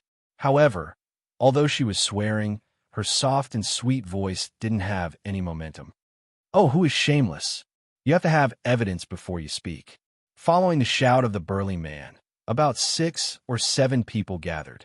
A middle-aged man with triangular eyes walked out and said with a smile, "Your man owes our gang money, but he didn't pay it back on time. Now he even committed suicide. Not only did you not find a way to raise money, you even dared to escape. Everyone, who is the shameless one? Humph, it's lucky that our boss took a fancy to you. Otherwise, we would have sold you to a brothel to pay off the debt. You would have suffered." "Nonsense. That money is what you extorted from my husband. When we returned the money to you, it actually increased by 100 times. You..." The young woman's face flushed red. She pointed at the group of people and spoke with an agitated expression. You, come down." The burly man who opened the door took the opportunity to grab the young woman's arm and forcibly dragged her out of the car. However, he immediately cried out in pain and hurriedly let go, pushing the young woman to the ground. "Bitch, you dare to bite me." Probably because he felt that he had lost face, the burly man shook off the blood on his hand and stepped forward to kick her again. "Ah, don't hit my mother." In the sharp voice of a child, the little girl broke free from Tang Un's arms and stumbled out of the carriage, lying on the young woman's body. "Shasha, we'll let you come down. We'll let you come down. Woo-woo." The young woman's expression changed, and she roared in despair. Then, looking at the little girl's stunned expression, she hugged her and couldn't help but cry. "Idiot, you dare to hit the boss's woman. You don't want to live anymore." The middle-aged man waved his hand to stop the angry, burly man. Looking at the child who suddenly appeared, his face lit up with joy. "Ha, I was just thinking about what was missing. I'll take her away too, so that this woman won't go back and make the boss unhappy." "Yes. Isn't this the 4C's sex Dao Xiong? Why are you here?" Because the little girl had rushed out of the carriage, the people under the carriage all subconsciously glanced at her. One of the burly men actually recognized a familiar person, which was the burly man in the left corner. After the burly man, nicknamed Dao Xiong, was recognized, his expression changed slightly. Then he laughed and said casually, "It's like this. There are some matters in the sect that require me to go on a long trip." "Oh, then come back and drink with me." The middle-aged man with triangular eyes glanced at Dao Xiong and impatiently waved his hand. "All right, take her away first." Who are you?" It turned out that when the middle-aged man turned his head to give the order, he discovered that a young man had unknowingly appeared on the scene and was helping the young woman and girl up. "Me?" The young man first pulled up the startled young woman, then patted the little girl's shoulder and brushed off the dust on her clothes. "I'm her uncle. We just met." Dao Xiong on the carriage opened his mouth as if he had seen a ghost. He subconsciously looked at the seat beside him. This person, when did he get off? The middle-aged man frowned and sized up the young man. Brother, we're from the Chongfeng gang. Give me some face, you can't get involved in this muddy water. Since he was from a gang, his temper naturally wasn't too good. If it wasn't for the young man's strange appearance that made the middle-aged man a little apprehensive, he would have already ordered to kick him out. Nodding his head, Tang In slightly comforted the grateful and worried young woman. Then, he turned around and spread out his hands. To be honest, I don't want to get involved in this muddy water, but you've wasted my time. Waste time? What do you mean? As soon as the middle-aged man's voice fell, he felt a blur in front of his eyes. Then, a sharp pain came from his lower abdomen. With a miserable cry, he fell to the ground like a bowed shrimp. Then, a few screams sounded almost at the same time. Before the people on the carriage could see clearly, the 5 or 6 big men were all lying on the ground. Although they didn't die, from the looks of it, they wouldn't be able to recover for more than 10 minutes. Done. I wasted another 2 seconds. Tang In, who seemed to have never moved from his original position, shrugged his shoulders and then nodded to the stunned old coachman in front of him. Let's continue. Then, he boarded the carriage again. When the people inside saw Tang In come in, they were full of horror and subconsciously wanted to shrink inside. If the previous big man gave them pressure, then the current Tang In was undoubtedly a man-eating tiger. They couldn't wait to avoid him. But the carriage was only so big, where could they hide? Thinking that they had to stay with this man-eating tiger for 2 consecutive days, they all complained in their hearts. When the young woman, who had been reborn, came in with the little girl, the door was closed again. Madam. Tang In grabbed the young woman and the little girl who were about to kneel and smiled bitterly. It's just a matter of convenience. You don't have to be like this. Sir, benefactor, Woo-woo. The young woman was dragged by Tang In, so she naturally couldn't kneel, but she was eager to express her gratitude. In addition, in this short period of great joy and sorrow, she finally couldn't help but cry. I knew it would be like this. It's really troublesome. Tang In scratched his head in distress and constantly comforted the young woman with gentle words. It wasn't easy to stabilize the young woman's emotions. At this time, the body of the carriage shook and the carriage went on the road again, leaving the moaning big men behind. Chapter 346. There weren't many people who would act courageously for a just cause and take pleasure in helping others. But saving a beauty was different. No matter what time and space it was, this was a popular business. Not to mention the sense of accomplishment, the key was that there was a hidden benefit behind it. To repay with one's body. If the young woman in front of him was cleaned up, she would definitely be a beauty.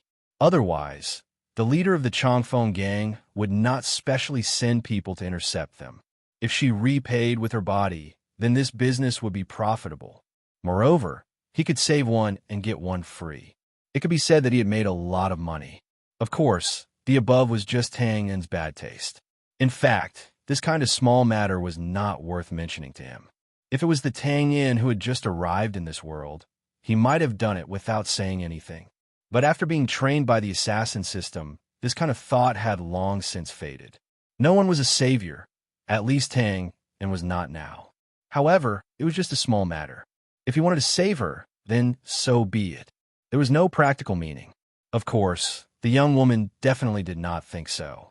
After getting on the carriage, although she was persuaded by Tang In to not kneel down, the words of gratitude in her mouth did not stop. After that, she even cried. This made Tang In depressed. Not only did he lend her a shoulder, he also had to constantly comfort her. Bang, bang, bang. After about 5 minutes of driving, after turning a mountain pass, Dao Xiong, who had been silent in the corner, suddenly patted the carriage wall, indicating for the carriage to stop. Brother Arthur, big brother. The carriage stopped. Dao Xiong suddenly stood up and bowed to Tang In. Pinching his chin, Tang In said indifferently, I'll give you 15 minutes. Thank you. Dao Xiong's face was filled with joy. He did not dare to delay. He opened the door and jumped off the carriage. He greeted the old coachman and then ran to the back. The carriage was silent. Everyone looked at each other, not knowing what had happened. This kind of stop for no reason naturally made them unhappy. However, not to mention Tang Yin, they did not even dare to provoke the brawny man. In the end, they could only remain silent. Uncle, that fierce uncle ran so fast. Where's he going? In the end, Sha, who was sitting in Tang Yin's arms, turned to look at Dao Xiong's back and asked, she probably couldn't hold it in and wanted to go to the bathroom, Tang Yin answered as he touched his nose. Sha blinked her eyes and said doubtfully, but it doesn't take 15 minutes to go to the toilet. Tang Yin rubbed his forehead as he grinned and continued to make up a story. Ahem, this uncle's period is rather troublesome. Well, don't ask me what menstruation is. Uncle will tell you a story. Okay? Good. Sha clapped her little hands and shifted to a comfortable position on Tang Yin's lap. Her eyes were sparkling with anticipation. Children could never remember grudges. What happened just now did not affect her interest in listening to the story. Well, then let's have Little Red Riding Hood and the Big Bad Wolf. A long time ago, the atmosphere in the carriage was strange. The young woman sobbed for a while and then let go of Tang Yin's sleeve in embarrassment. Her eyes were red and the dust on her face had fallen off a lot, revealing her white and flawless skin. The others sat in a daze. Every movement was careful, as if they were listening to the story, but also as if they were in a daze. This kind of story naturally could not be told for 15 minutes. When Tang Yin changed to the fourth person, Dao Xiong quickly ran over from afar. Next is the little match girl who sells girls. Oh no, it's the little match girl who sells girls. We can go now, Dao Xiong shouted at the old coachman. He climbed into the carriage, sweating profusely, closed the door, walked to Tang Yin and bowed again. Huff. Thank you, Brother Arthur. Okay. Tang Yin glanced and casually waved his hand. After killing so many people, there would naturally be a murderous aura. Tang Yin could see the murderous aura on Dao Xiong's body. His nose twitched, and he could even smell a few wisps of blood. The few people just now should have all died under his knife. After all, it was a small matter. Tang Yin did not kill them and only let them lie on the ground for half an hour. But Dao Xiong was different. Although he did not know what he had done, since it was at the stage of running, it would naturally not be a small matter. Moreover, he had been recognized before. If these people went back and spread the news, his whereabouts would be exposed. Now that there was an opportunity, he naturally had to be ruthless. Although Tang Yin did not think that those people would be a threat to him, since someone was willing to clear away the trouble, he naturally did not object. After settling this matter, the carriage set off again. While telling the story, Tang Yin tried hard to recall the plot of the 1001 Nights. There was no other way. There were still 2 days of travel left. F***CK. I will not save people in the future. Well, let's temporarily shift our gaze away from the miserable Tang Yin and keep moving forward until we reach a small city in the north, Grand City. Although the city was small, the city was still divided into districts. In the Western District, there was a relatively remote civilian residence. The streets here were basically abandoned. There were basically no shops, so there were very few people who were willing to live here. A few months ago, a few ordinary citizens successfully bought the property here from the owner. Then he quietly opened up a few connected houses and put them together to form a complete house. No one knew that this was the place where the posters mocking the nobles in the city were made. Of course, they also did not know that this was the address of the Gray Coat Army's secret contact organization in Grand City. Oh, that was not entirely true, because now there were more than 10 agile people slowly surrounding from the surroundings. Although they were wearing armor, they were not uniform and did not look like the guards' knights. If one looked at those practical hiding movements, they looked more like thieves and assassins. But if one looked carefully, they were not the same, because the murderous aura on them was too strong, not to be outdone by some veteran soldiers. There were many alarm mechanisms around the house, and there were also many sentry posts in the open and in the dark. But these people seemed to be very familiar with it, and they removed them silently one by one. After they had completely surrounded the house and occupied various advantageous terrains, the battle began. There were many people from the Gray Coat Army in the house, several times more than the invaders, but they were all caught off guard. Some rushed out of the house, but they were also shot dead by a few archers who were on high ground. When it came to close combat, the soldiers of the Gray Coat Army instantly fell into an absolute passive state. The invaders were very skilled, powerful, and ruthless. Not to mention one-on-one. Even one-on-three was more than enough. Blood, screams, sorrowful roars, massacres. Everything was wantonly played out under the sunlight. At this moment, at the main entrance of the house, buzz, a sound similar to the opening of a decaying door was heard. The surrounding dust and fallen leaves swirled rapidly. Then, a white line appeared out of thin air. It elongated like an open mouth and expanded. Then, two people walked out from it, and the white light behind them disappeared. If a mage passed by and saw this scene, he would definitely exclaim in surprise. This was because this kind of short-distance teleportation was a type of spatial magic that very few people would study. And the reason why so few people studied it was not because it was not important. In fact, spatial mages had a very high status and were valued more than elemental mages. But the key was that spatial magic was too illusory. If not for the talent, ordinary people would not be able to grasp the knack of learning it. The two people who walked out were a man and a woman. The woman had a charming face and a tall figure. She wore a gorgeous red dress that trailed on the ground, and the fine diamonds on it sparkled under the sunlight. Obviously, this attire did not fit in with the surroundings. In fact, she should be attending a noble banquet right now. The man's attire was low-key. He wore a black hooded robe, and most of his face was covered, making him look very mysterious. If one could tell from his appearance, this man should be the rare spatial mage. Phew, I'm finally out.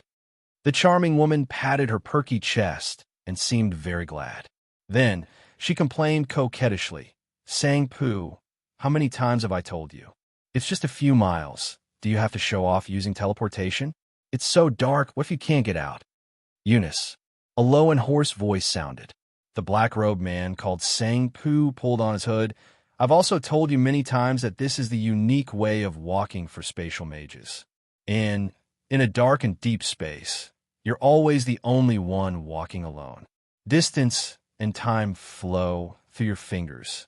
Oh, what kind of intoxicating feeling is that?" "Intoxicating? I'm only worried about getting lost." Eunice pursed her lips and pushed open the door. Inside, there was a fierce battle. The soldiers of the Gray Coat Army waved their weapons as they guarded the various doors. They were killed and then broken through. These two people did not make a move. They casually looked at the situation around them and gradually walked inside. This posture, if one ignored the corpses on the ground, was more like a stroll in the forest after a meal. "This is the sixth one, right? How long do you plan to play?" "I don't know. Play until I'm satisfied." Eunice lowered her head and lifted her long skirt, carefully avoiding the blood on the ground. She walked forward as if she was dancing. When she found a large and clean area, she nodded with satisfaction and smiled. "The debt of little Eagle has to be settled. I'll collect the interest first." Then do as you wish." Although his tone was somewhat disapproving, the black-robed man did not intend to stop her. "There's a small problem with the mission over at the leader's side. I have to go over in the afternoon. Go."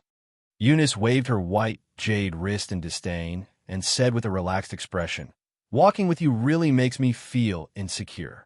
She paused for a moment and pointed at the intruders who flashed across the rooftops. "These bounty hunters are more reliable. They can accompany me to run around several cities for fun after paying some money." "Hey, handsome, don't you think so?" The young bounty hunter who was greeted staggered on the eaves. After he steadied himself, he forced a smile and ran away as if avoiding snakes and scorpions. "Ha, still shy." Eunice covered her mouth with her hand and let out a seductive laugh. Coupled with her current appearance and image, she was like a seductive rose in the breeze. However, everyone knew that roses had thorns. The house was not big to begin with. The two chatted as they walked to the back of the house. At this time, the battle was nearing its end. The remaining 10 or so members of the Gray Coat army gathered in the backyard and formed a circle to fight the enemies on all sides. However, it would not be long before they would also lie here and become cold corpses. Roar! Not long after Eunice and Sang Poo stepped through the small door, a middle-aged man who was probably the leader of the guards suddenly exploded with fighting aura and swung his sword to knock away the bounty hunter in front of him. His eyes were bloodshot as he ran towards the two people who were obviously the masterminds. Ah! Eunice screamed and instantly retreated behind Sang Poo. Quick, kill him, kill him! Shaking his head helplessly, Sang Poo stretched out a pale hand from his black robe. He opened his 5 fingers and raised them. The middle-aged man who was running towards him seemed to be bound by something and could not move. Then his feet were in the air, and he was suspended in the air in the backyard. The black-robed man looked up as if he was admiring it. His 5 fingers suddenly curled into a fist. Bye-bye, bang! There was a flash of blood in the air, and the middle-aged man disappeared. All that was left was a mass of flesh and blood. It did not fall, but strangely floated in the air.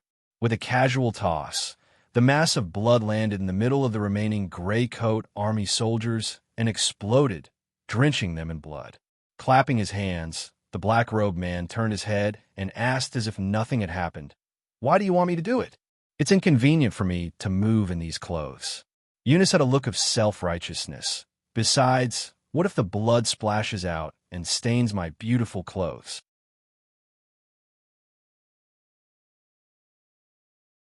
Chapter 347. The 2-day journey was relatively smooth, and there weren't many problems.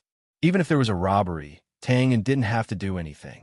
There were hidden rules in every industry, and people like this who drove horses and traveled all over the place to make money would have some connections. Generally, they knew the robbers and only needed the driver to give them some money to pass through. If they forcefully interfered, they might be attacked and retaliated against. Noon, Mountain Stream City, horse carriage. Goodbye, uncle. Sha Sha waved her small hand in the arms of the young woman, and her eyes were red and reluctant. Okay, Sha Sha, be good. Goodbye. The corners of Tang En's mouth curled up, and he nodded at the young woman with a complicated expression. After 2 days of getting along, Tang En and the young woman were already familiar with each other. Her husband was dead, and with the Chongfeng gang incident, the mother and daughter came here to seek refuge. In fact, with Tang En's keen observation, he could naturally sense that the young woman had some special thoughts about him. It was probably a good impression. After all, he was really ordinary, and there was absolutely no love at first sight. Well, maybe it was because he saved them when they were in danger, and she wanted to repay him. Waving his hand, Tang En turned these thoughts in his mind, and then he smiled and strode away. Mom, will we see Uncle again? Looking at Tang En's back, Sha Sha raised her head and asked with tears in her eyes. The young woman was startled and withdrew her gaze. She forced a smile and said, "Yes, Mountain Stream City isn't big. We'll always meet." But the world was too big. The young woman sighed imperceptibly. Tang En's feeling was right. She was indeed a little tempted. In reality, Tang En was still belittling himself. It was true that he was not handsome, but at the stage of a young married woman, Tang En's indifferent, yet considerate, personality was the most attractive part of him. It represented responsibility and a sense of security. However, the young woman sighed and shook her head bitterly. She was already so old, and she even had a child. How could she possibly be liked by her benefactor? Forget it, forget it. It was already good enough that they could be passers-by and have some good memories. Of course, Tang En did not know the complicated thoughts of the young woman behind him. Just as he exited the carriage, he met Dao Xiong, who was waiting for him. Naturally, he also came to express his gratitude. If it weren't for Tang En, he was afraid that he would have to get off halfway and find a place to continue running. It was probably because the person who had sought refuge with them had some power, so he was waiting here. He left his address and said that if Tang En needed any help, he could look for him. Tang En's attitude towards him was naturally not the same as Sha Sha and her daughters. so he just casually said a few words and dismissed him. Then, he hailed a carriage from the roadside and told the driver the address. Since Josiah had written a letter to invite Tang in to come, he would naturally include the address of the secret contact organization in Mountain Creek City. The carriages in the city were different from those used for long-distance travel. In addition to being smaller, their doors were also open at the front. This coachman was quite talkative. Tang had followed his words and got quite a bit of information out of him. He had a general understanding of Mountain Stream City. This city was a large city and was also divided into 4 districts. The origin of the name was a stream that flowed through the city. There were some legends about this stream, and the plot was very old-fashioned. About a few hundred years ago, a plague broke out in this place, and then some mountain stream goddess descended. With a wave of her hand, she gave the spring water magic power, and then people drank it and became healthy. In order to pay tribute, the later generations even erected a statue of the goddess in the center of the city. It seems that the method of promoting the charm of the city will not change no matter where. Tang chuckled and did not comment. Just as he was about to change the topic, the coachman's next words took a turn. The general idea was that 100 years later, when the people of the Temple of Light came here to expand their faith and build a church, they were surprised to find that the statue of the goddess was very similar to their first-generation holy maiden. At this time, the old people in the city had already died, and the holy maiden had also passed away. But somehow, after many rounds of verification, it was finally proven that it was the holy maiden of the Temple of Light. At this point, Mountain Stream City had leaped from a small town that was originally unknown to people to a holy land of faith. A large number of believers poured in, and over time, it became the large city it was today. At this point, the carriage happened to pass by the square in the center of the city. Tang immediately saw the towering statue of the goddess with a benevolent expression, holding a treasured vase with water flowing down. From time to time, there were believers who were separated by fences and kneeling in worship from a distance. TSK, what a simple but clever advertisement. Tang pursed his lips and turned his head away. Perhaps it was due to the influence of the system or the old butler, but Tang On's suspicion was now very well developed. He always felt that all holy things were not as clean and flawless as they appeared on the surface. Behind them, there should be dirty things, and there should be a lot of them. Of course, this thought was more likely because of Sessman's involvement. Anyway, Tang did not find the Temple of Light pleasing to the eye. While chatting with the coachman, the carriage soon arrived at its destination. It was not very prosperous, but it also did not appear too desolate. This kind of street was undoubtedly the first choice for hiding. Riverside Tavern? What an uncreative name. As he muttered the name, Tang observed the signboards on the street and complained in boredom. That's right, this tavern was the secret organization of the Gray Coat Army in Mountain Stream City. Having a business would appear more natural and not be easily discovered. In addition, a tavern was a place where all kinds of information and intelligence gathered, so it was very convenient to collect. However, Josiah did not have much money, so he could only build one in Mountain Stream City, which was his headquarters. He bought some remote residential houses in other cities. Naturally, a tavern was not difficult to find. Tang soon arrived at his destination. He pushed open the door and entered. The decoration inside was as ordinary as the name. The tables and chairs were probably secondhand. There were not many customers at this time, and most of them were just eating, so it was not noisy. Tang did not attract any attention when he came in. When he approached the counter, the middle-aged man inside the counter raised his head and asked, "Hello, sir, may I ask?" What do you need?" Surprise flashed across the middle-aged man's face, and his tone was a little excited. Tang raised his eyebrows. He did not know this person. However, he was not in disguise now. The other party might be an old member of the Gray Coat Army, or he might have been briefed and recognized him. "Let's stay here," Tang said. "Okay, I'll get someone to send you there." The middle-aged man secretly gave the waiter next to him a look. The waiter nodded and led the way. After exiting the tavern's back door, there was a short corridor leading to the guest rooms. However, the waiter took a right turn and bypassed a few half-hidden large potted plants. Behind the potted plants should be the tavern's staff's living quarters. There was probably some kind of notification mechanism at the counter. After bypassing it, Tang and saw Josiah and a few people running out of room. Tang, they had not seen each other for a long time. Josiah still had the same determined and heroic face, and his long golden brown hair was still dazzling. Ordinary clothes could not hide his beautiful face. From afar, his skirt fluttered like a lotus flower. However, perhaps because the recent events were very difficult, his clear eyes were a little bloodshot and he looked a little tired. After looking at Josiah, who was running over, Tang opened his arms and greeted him with a big smile. Aha! I didn't expect there to be such a beauty in such a remote place, and so enthusiastic. Come, give brother a hug of love. Awkward silence. It was a complete, awkward silence. The waiter who led the way was stunned. His mouth was wide open as he looked at Tang and who was rushing over.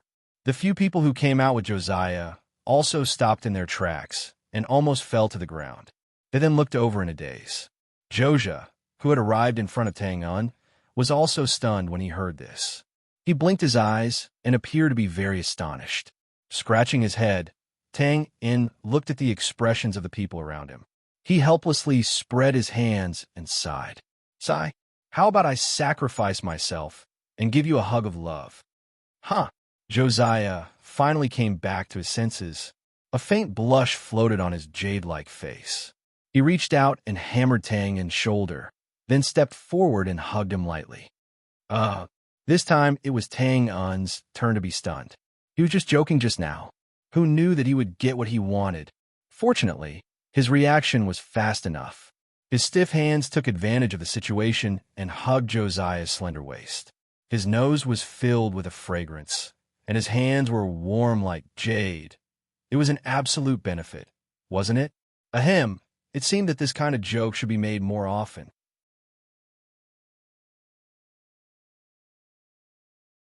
Chapter 348. There were also onlookers around, so this so-called loving hug naturally did not last long. In fact, to be more precise, it was only a few seconds, but these few seconds were enough for Tang In to be a little surprised. After all, this was an unexpected gain. Tang, let me introduce you. After taking 2 steps back, Josiah regained his composure and pointed to the few people behind him. This is Uncle Enoch, my deputy and the second person in charge of the secret agency. After the introduction, the few people behind him gave Tang In a simple salute with a complicated expression. Some of them were surprised and quickly calmed down, some were curious, and some could not help but feel resentful. If it were not for Tang In's previous words, the hug just now would have been an ordinary hug. But now it was different. The frivolous words could only mean that they were very close. However, everyone knew that Josiah did not have a boyfriend. But even under such circumstances, Josiah still hugged him. Were they really that close? Or, compared to the complicated speculations of the crowd, Tang In was a little suspicious after the joy because he realized that he seemed to have been used. Among the few people introduced by Josiah, Tang In only knew one of them, and that was Enoch. He was the one who had failed to compete with Josiah for the head of the secret agency at the station and then expressed his intention to join the agency on the spot. Tang In also knew about his identity. He was Bosco's younger brother. As for the other people, they looked relatively unfamiliar. Except for the older ones, the rest of the young people also saluted him, but their expressions could not hide their dissatisfaction. The reason was easy to figure out. A fair lady was a gentleman's dream. It was inevitable that they would be unhappy to see the woman they liked in the arms of others. This was also the reason why Tang In felt that he had been used, but this thought only flashed through his mind. It was just a habitual suspicion. Josiah and he had known each other for a long time. Now that he was so excited, it was normal for him to give him a hug. Besides, Tang In didn't mind taking a few more hits from such a gun. After exchange of greetings, Tang In was dragged by Josiah into the house that they had rushed out of earlier. The interior of the house was simple and messy. There was only a long table and a few wooden stools. There were many posters and maps on the wall. It was obvious that they were using this room as a meeting room. He called Tang in over to ask for help, so Josiah went straight to the point. After listening to her, Tang in realized that the situation was far more serious than he had imagined. By the time he arrived, the secret organizations in 7 cities had already been destroyed, and all the people inside had been killed without exception. Especially the recent ones, Josiah and the others had already reacted and sent more guards, but the result was still the same.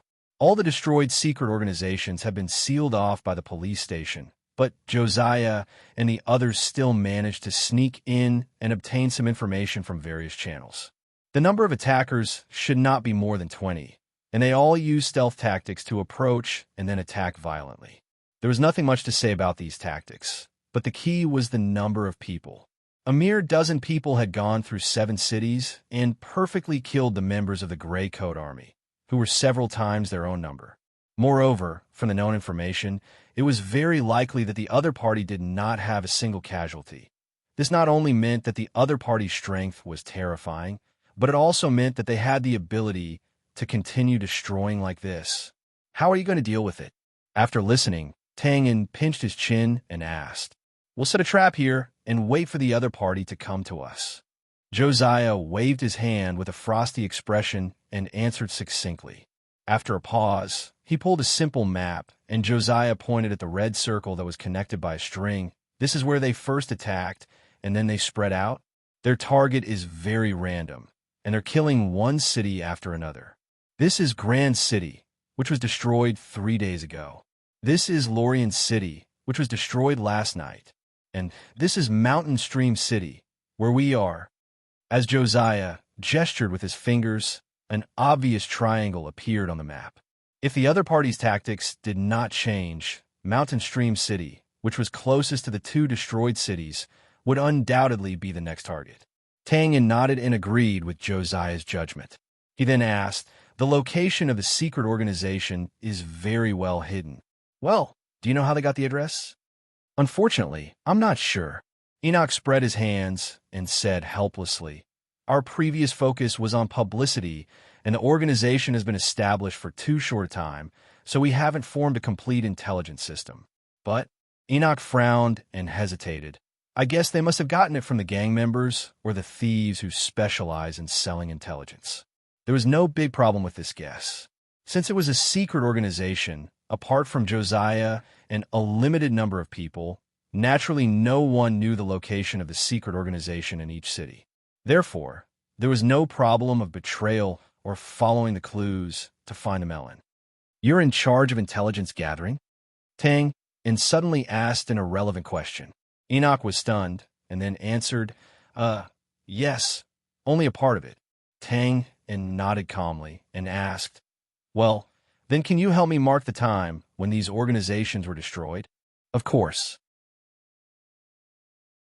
Enoch answered and then walked forward, picked up the quill beside his hand, and wrote the dates one by one next to the red circle.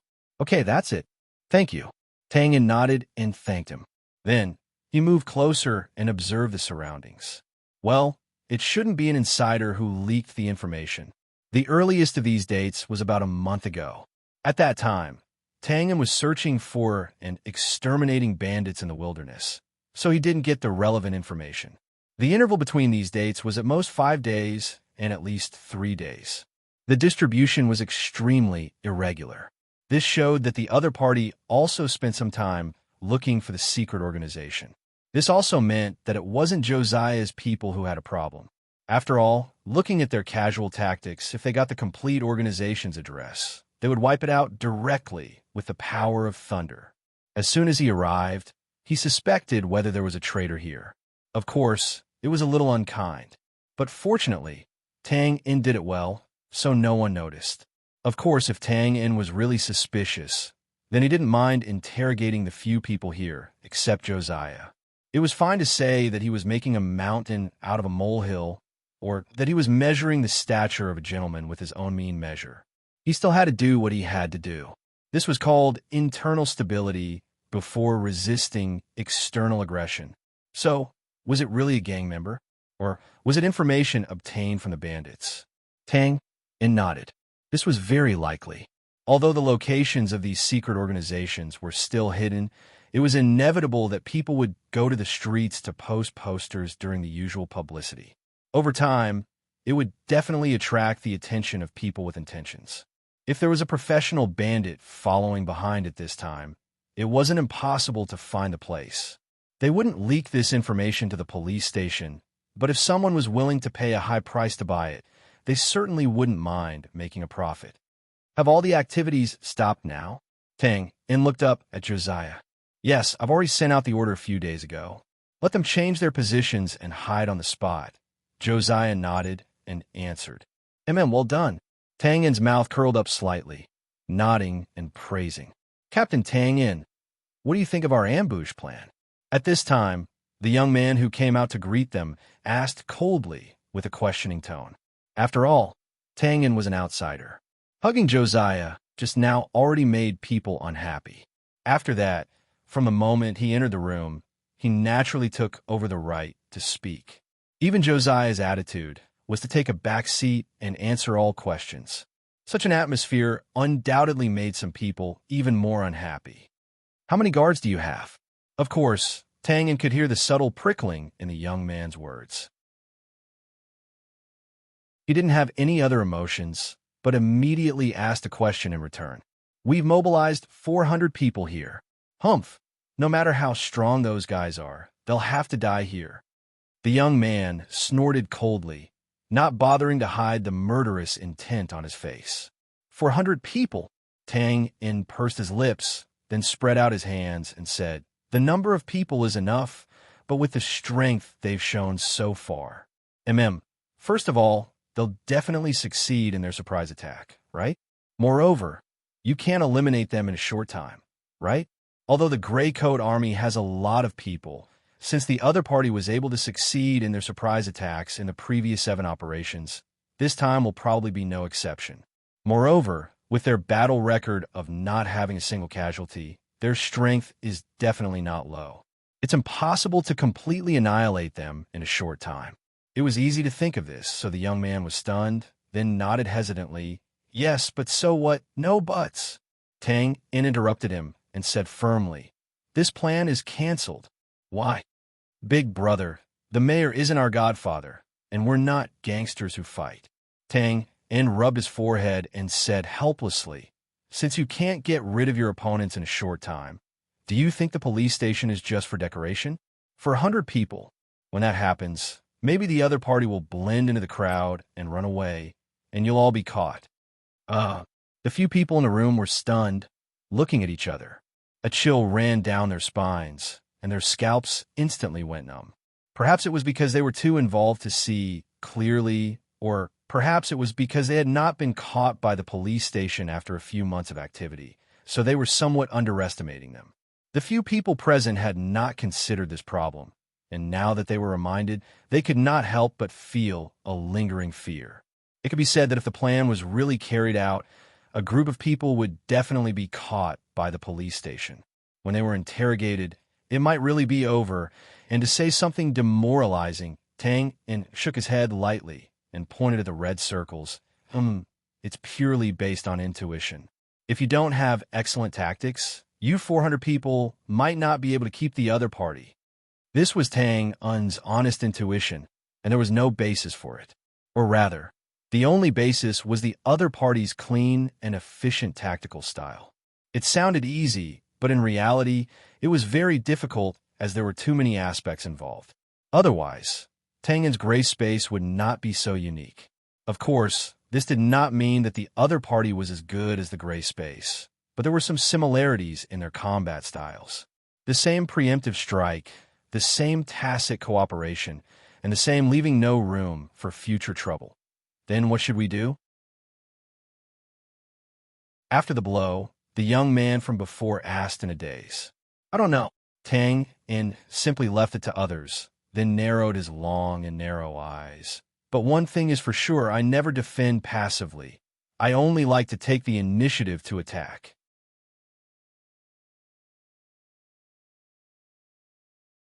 Chapter 349. Where are we going now? To find someone. Have you heard of the Three Lions gang? I have. Are you looking for help? Are they really that strong that you can't handle them? Hee, I don't have a protagonist aura. I can't just shake my body and explode with a domineering aura and make my enemies lick my size 42 shoes. Well, I'm just looking for a hoodlum and asking him to spread some news. Oh, what's a protagonist aura? On a bustling street in Mountain Creek City, a man and a woman dressed as an ordinary couple walked leisurely on the side of the road. Time was of the essence. Since he had already taken the initiative, he wasn't just saying it. In fact, after lunch, Tang In disguised himself and prepared to go out. Josiah immediately said that he wanted to be a guide and followed him out in disguise. Hey, I know you have a good figure, but can you be a little hunchbacked? Walk more casually. Don't be so formal. Sigh, I told you to be hunchbacked, not hunchbacked. The disguise on Josiah's face was given to him by Tang In. There were several sets, and they were basically ordinary people's disguises. After all, he was now the head of the Secret Service. Naturally, he had to pay attention to his disguise. However, Josiah had never learned professional disguise, and his temperament was too outstanding. If it was an ordinary person, he could still fool them. However, in Tang In's eyes, he was naturally full of flaws. However, Josiah's learning ability was not bad. With a little guidance, he could correct some obvious flaws. Although he still couldn't get past Tang In's eyes, as long as he didn't appear in the center of attention, it wouldn't be a problem to deal with ordinary thieves. How about now? Josiah seemed to be interested in this kind of performance. He walked a few steps and turned his head with a smile. It's better if you don't smile. Your white teeth are showing. Tang In glanced at him and curled his lips slightly. Ordinary people didn't pay attention to these details, so naturally, they wouldn't have good teeth. Josiah immediately pursed his lips and put on a serious expression. Okay, you can practice this later. Look at the road signs first. After walking to the fork, Tang In waved his hand and looked around. Don't worry. Josiah caught up with him. I've been in Mountain Stream City for quite some time, so I should be able to find a gang's gathering place. Then lead the way. Tang In rubbed his forehead and asked casually, Are you or Enoch in charge of the organization's intelligence? Let's go together, Josiah replied casually.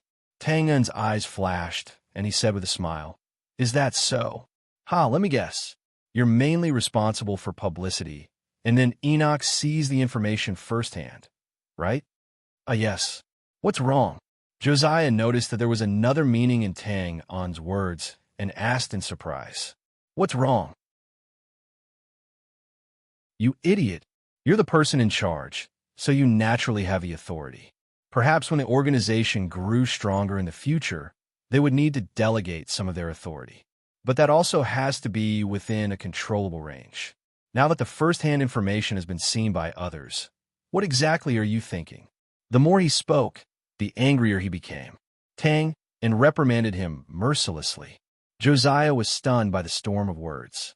After he reacted, he argued in a low voice, that I saw it anyway, and I really don't know anything about this, but Uncle Enoch is very familiar with it. That's not a reason.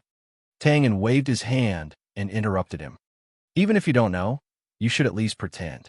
In the future, the first-hand information must be seen by you, and then it must be distributed and discussed by others. Well, you need to develop a few trusted followers. I think the few young men who admire you are good. A ready-made honey trap. It's a waste not to use it. What are you talking about? Josiah was speechless and pouted. Then he nodded solemnly. I'll pay attention to this in the future. Josiah was naturally not stupid. After Tang In's reminder, he did find that his leadership position in the organization was a bit vague. After all, no matter what, in the end, publicity was only an addition. Intelligence was the real lifeline of the organization. If it was all controlled by Enoch, then she, as the person in charge, would be a mere figurehead. It was not that Josiah was greedy for power, but that Rosa had told him this before. Tang In saw Josiah's reflection and knew that she had realized the problem, so he did not say more. No one was born with knowledge. As long as they went through practical experience, they would always grow. As for Josiah, Tang In still had absolute faith in her. After all, she really did not lack the qualities that a leader should have. He changed the topic. Speaking of which, your secret organization is really bad. It's fine if you don't know the identity of the other party, but now you can't even hide well. Sigh. I don't know if Leader Rosa will regret handing this organization over to you if he knows you're like this. That's easy for you to say. Josiah raised her eyebrows. Anyone would be unhappy if their months of hard work was belittled by others. The place we chose is hidden enough. Oh, is that so? Tang In looked at Josiah with a half-smile. You really don't have to argue with me in this regard. I don't know anything about leading organizations, but when it comes to hiding, I'm an expert. Then tell me, what's wrong with the place we chose? Josiah asked, unconvinced. Okay, then I'll give you some advice today. Tang In raised his head slightly, looking like a master. Of course, Josiah kept curling her lips to express her disdain. First of all, your hiding method is too simple. There's nothing wrong with choosing a hiding place, but blindly forcing it is a loophole. Don't be in a hurry to object. Wait for me to finish giving you an example. Did you notice that the time of the invaders' attack? The first and second attacks were 5 days apart, and the next 2 attacks were 4 days apart. The following attacks were all 3 days apart. What does this mean? It means that the other party has already grasped the pattern of your hiding. Josiah heard this and stopped in her tracks, blinking blankly. They really didn't notice this. Now that they thought about it carefully, it was indeed as Tang In said. Don't just stand there, follow me. Secondly, I've seen the location of your organization. Most of them are remote residential houses. Do you know what this means? It means that there's no business. The funds for the branches are all given by your headquarters. Let's not talk about how long they can last. This is the biggest flaw in hiding. A group of men hiding in the house all day long, but they don't starve to death. TSK. There's no need for thieves to follow them. As long as the people unintentionally spread the news, it might reach the ears of people with intentions. Also, I suggest that propaganda and intelligence be done separately. How does the saying go? Oh, don't put all your eggs in the same basket. It's fine if the propagandists are caught. Although it's a loss, it won't be too heavy. If they are caught and the intelligence is leaked. TSK. Listening to Tang In count the loopholes one by one with his fingers. Josiah was completely dumbfounded. She even began to doubt herself. Was what she had done for the past few months useless? The truth was, of course, not completely. Let's not talk about the difficulty of setting up an organization out of thin air. Tang In was just speaking casually from the standpoint of an outsider. In reality, it was a huge project. Moreover, in terms of hiding, Tang In had reached a height that outsiders could not imagine under the training of the old butler and the system. It was another complete system that was far beyond the other world. It was not something that the thieves here could learn. Actually, we have considered some of the things you said. After a while, Josiah responded weakly and sighed helplessly. Sigh, but we really don't have enough funds. When it comes to funds, in addition to applying for it, sometimes you have to rely on yourself to earn it. Tang In shook his head and took out a flat wooden box from his arms. Although a secret organization is responsible for intelligence, it doesn't actually conflict with making money. And if there is no self-sufficient source of income, this intelligence organization will not be truly independent. Here, take it. What is it? Josiah took the wooden box from Tang In and opened it. His bright eyes instantly widened, and he was stunned for a few seconds. Pah! He quickly closed the wooden box, and his head instantly turned around a few times. He leaned closer and whispered, where'd you get so much money? Of course, it was from Hua Isi. I'm an assassin. I kill and take. I have a skill, so of course I earn money quickly. Tang In waved his hand and tried to look calm, but then he saw Josiah frown slightly and cough twice. Ahem, I'm just kidding. I also want to raise a gray space, so of course I have to do some business. Hee, small success, small success. This method was more convincing. In Josiah's mind, Tang In knew a lot, so it was not too strange for him to be a business genius. His eyes suddenly lit up, and he inched closer to Tang in a fawning manner. Tang, how do you make money? Can you teach me? This is a business secret. Besides, do you want me to help you with everything? It was a little provocation, but with Josiah's personality, he just had to accept it. Sure enough, hearing this, Joshua's expression turned serious, and he said confidently, "Of course not. Just watch. I will make the secret organization self-sufficient. I'll live my life by relying on reaction time." Tangan wiped the sweat off his forehead and felt relieved. Tangan would not tell anyone about the Yadong business group. It was not that he did not trust Josiah, but in fact, it was the same when Rosa came to ask. It was not just a simple secret, it was related to the survival of Alan, Lena, the Yadong business group, and so on. He would not take this risk. I've given you the money, so the rest is up to you.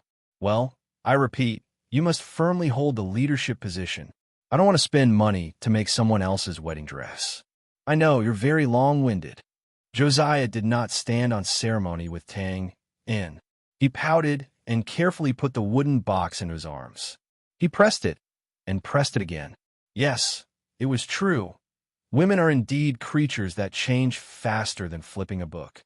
Tang in sighed faintly, looking as if he was bemoaning the state of the universe and pitying the fate of mankind. It was not until Josiah raised his little fist with a red face that he said with a smile, "Don't be happy so quickly. There are conditions for giving you this money. As the saying goes, friendship is friendship, business is business." Well, 3 days ago, a group of people from the Temple of Light left Hanshui City. Help me keep an eye on their movements. If you have any information about this, pass it to me. Temple of Light? Josiah called out in surprise when she heard this. Then, she could not help but recall that Tang in had once been drinking with Fry and the others in the encampment. He had once revealed that the people he had always wanted to kill were from the Temple of Light. Yes, some personal matters. Tang waved his hand and casually replied, "Okay."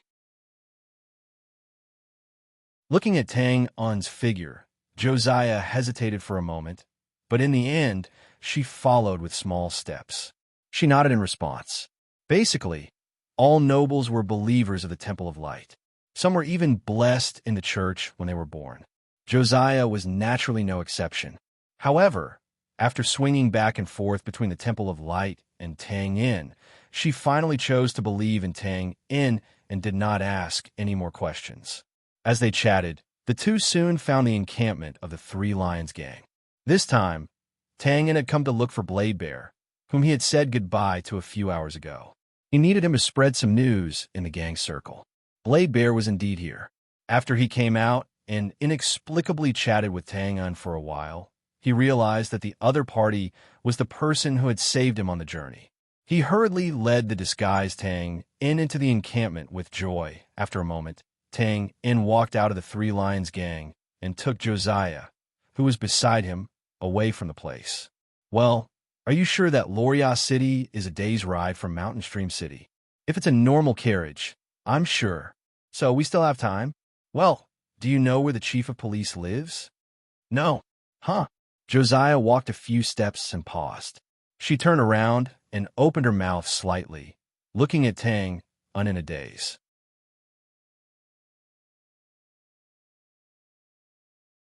Chapter 350. Evening, East City District. The sky was gloomy and somewhat stuffy. Anyone with a bit of experience could guess that there would be rain soon. The East City District was probably the residence of all the nobles in the other world. The specific reason was unknown, but it was probably because the sun always rose from the east. Everyone knew that nobles were sometimes really boring. Perhaps it was because of the weather, but luxurious carriages were returning from outside. However, when passing through the sentries at the entrance, they would slow down and allow the guards to inspect them. This appearance wasn't to say that the nobles were abiding by the rules and discipline. When they passed through the city gates, if they were intercepted, their first reaction would often be to whip the city guards who didn't open their eyes. Now that they were obediently accepting the inspection, it was naturally for the safety of their residents. In reality, this was also the case. The East City District was where the majority of the nobles' manors were located, so safety was naturally the top priority. It could be said that the degree of security here wasn't inferior to the city lord's mansion. Other than having 3 or 4 sentries at the entrance, there were also a few garrison troops stationed in various parts of the city. From time to time, small squads would be sent out to patrol to ensure that no matter where an accident happened, they would be able to arrive at the fastest time.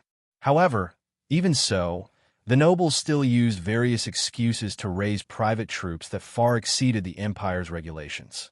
They were always protecting the manor's safety, and this was a group of people who lacked a sense of security. At this moment, a carriage that didn't look luxurious stopped at the entrance. After a brief inspection, the sentries respectfully let it pass. If the guards here wanted to do well, they naturally couldn't avoid having a respectful attitude. However, their current respect was different from others.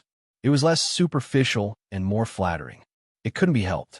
Looking at the leaping horse knight insignia on the carriage, it was obvious that this was the carriage of their immediate superior, the head of the garrison. As soon as the carriage was released, the drizzle of rain began to fall. The rain wasn't heavy, but it was undeniably annoying, especially when they were about to reach the entrance. Therefore, damn it, Dempus opened the curtains and looked at the cobweb-like rainwater on the window as he gloomily cursed. Dempus, the head of the garrison of Mountain Stream City, had been in office for nearly 20 years. He was born in this city and had long been familiar with it. Therefore, he did not intend to make any changes after taking over the position. If there were no accidents, the next 10 years would be the same. Occasionally, they would take care of the sects that went offline, and according to orders, they would suppress the civilians who rebelled in the farms affiliated to them. That was all. Not all police chiefs had to be like Bose. At the very least, Dempus was not. According to the rules, the higher the rank of a noble, the closer they would be to the center of the city. The position of the chief of the guards was naturally not high. He did not even have a noble title, so his family lived not far from the sentry post at the gate. It couldn't be considered a manor, but the fact that there were 4 or 5 buildings here was already not bad. After the coachman stopped the carriage, Dempus hesitated for a moment before picking up the blanket in the carriage to cover the cake beside him. Oh, by the way, today is his daughter's 10th birthday. Damn the rain. Cursing again, Dempus rushed down the carriage with the cake in his arms before running along the small path in front of the door. Of course, he could ask the coachman for help. However, it was his daughter's birthday after all, so it would be more meaningful. Fortunately, the small path was not long. Although Dempus was already middle-aged, since he was the chief of the guards, he naturally had strength and stamina. In just a few seconds, he had killed his way to the eaves of the hall. Calming himself down, Dempus removed the blanket and let out a long sigh of relief. The cake had not changed shape. Bang, bang, bang. Bang, bang, bang. Oh, damn lazy maids. I should really fire all of you. I swear to the god of light that I will immediately fire all of you. Cursing endlessly, Dempus took the cake and blanket and struggled to take out a key from his side pocket to open the door. As expected, there was no one in the hall. I will definitely fire all of you. Scram. The good mood of celebrating his daughter's birthday had been destroyed. Dempus angrily passed through the hall and walked straight to the main room. Damn it, even the lights aren't lit. What's that? The hall had a few large windows. Although it was dark outside, he could still barely see them. However, the main room was different. The moment Dempus stepped in, his vision turned black and his body trembled in anger. In the darkness, his foot stepped on something soft, but before he could figure out what it was, he stepped on something soft. Chi! A small flame lit up and the silver candlestick on the table in the main room was lit. Following which, the environment brightened up. Dempus narrowed his eyes and subconsciously covered his eyes with his hand. However, just as he stretched out his hand, he paused and his expression changed. This was because there was an unfamiliar middle-aged man with a cold expression sitting behind the table. You sure? Huff. The middle-aged man pressed his lips and then exhaled to extinguish the match. He calmly adjusted his sitting posture and looked at the picture board in his hand. He raised his head and said in a cold and hoarse voice, "Good evening, Dempus, chief of the guards. Who are you?" Dimpus regained his composure and asked fiercely in a low voice. At the same time, his body tensed up as he prepared to dodge the exquisite crossbow in the middle-aged man's hand. Sit. Without answering the question, the middle-aged man used his left hand that was holding the picture board to point at the chair opposite the table. I'm warning you. Of course, it was impossible for Dimpus to sit there. With their current distance, he was confident that he could dodge the crossbow arrow. At the very least, it wouldn't hit his vitals. However, if he sat close to the middle-aged man, it would be hard to say. However, he shut his mouth halfway through his warning because, following the direction of the middle-aged man's crossbow, Dimpus discovered that his wife and daughter were leaning against each other. Their eyes were tightly shut as they lay on the soft seats at the side of the room. Sit. The middle-aged man spoke again. This time, Dimpus walked over with an ashen face. However, in an instant, he once again touched the soft thing from before. Lowering his head, he saw the chubby maid that he was about to fire lying at his feet. His face twitched as he walked over and placed the cake blanket to the side. He then pulled out the chair and slowly sat down. How did you get in? A good family. Today is your daughter's, let me think. Annie's birthday, right? The middle-aged man placed the picture board in front of Dimpus. Inside the picture board was an oil painting of the Dimpus family of 3. It should have been placed in Annie's bedroom. Don't be nervous. They are fine. They are only temporarily asleep and will wake up in about 10 minutes. Phew! Dimpus couldn't care less about the middle-aged man's understanding of the threat to his family. He let out a long sigh of relief as the stone in his heart was lifted. At this moment, the middle-aged man coldly spoke again. Therefore, our conversation has to end in 5 minutes. If I don't get the result I want by then, or if you do something impulsive midway, I'm sorry, you won't be the only one I kill. He paused for a moment before continuing. I'm only saying this in hopes that Sir Chief can have a rational understanding. I hope that we can cooperate happily. What do you want me to do? Dimpus didn't delay for a moment and immediately asked.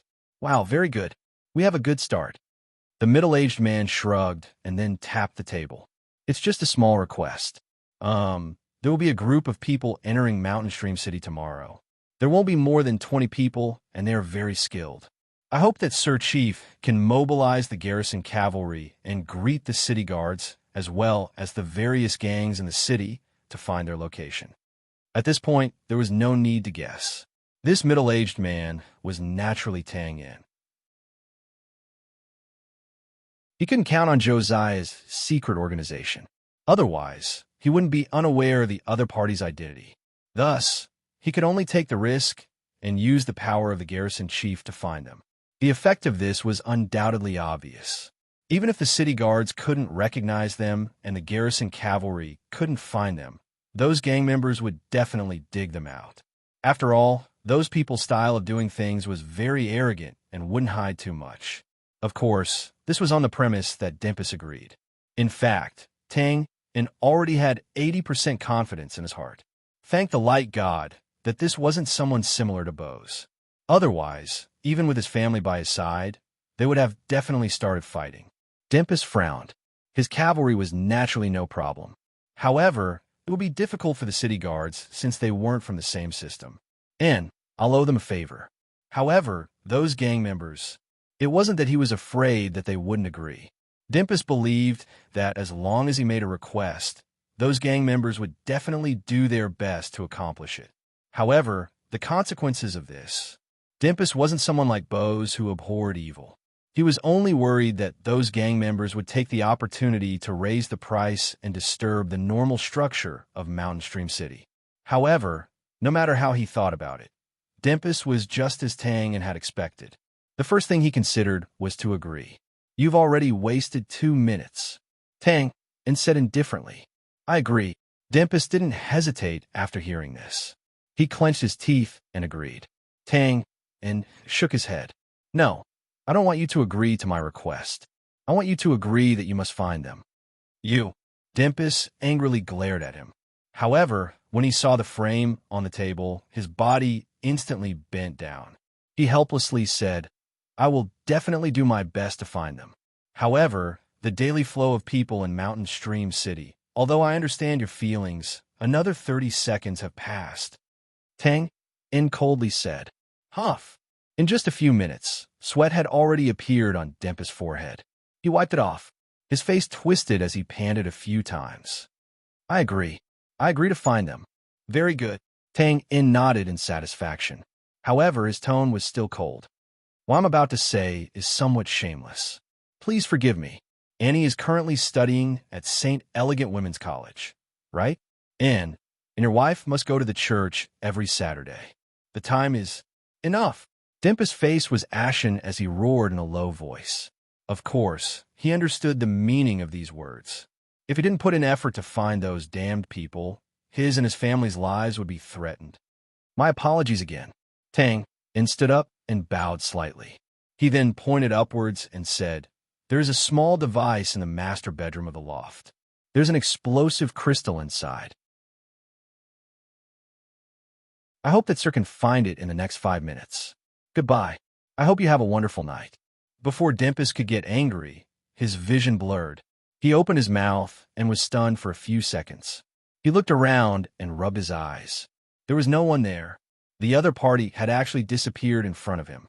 If it wasn't for the mirror frame on the table, Dempus would have thought that he had a nightmare. This is a demonstration.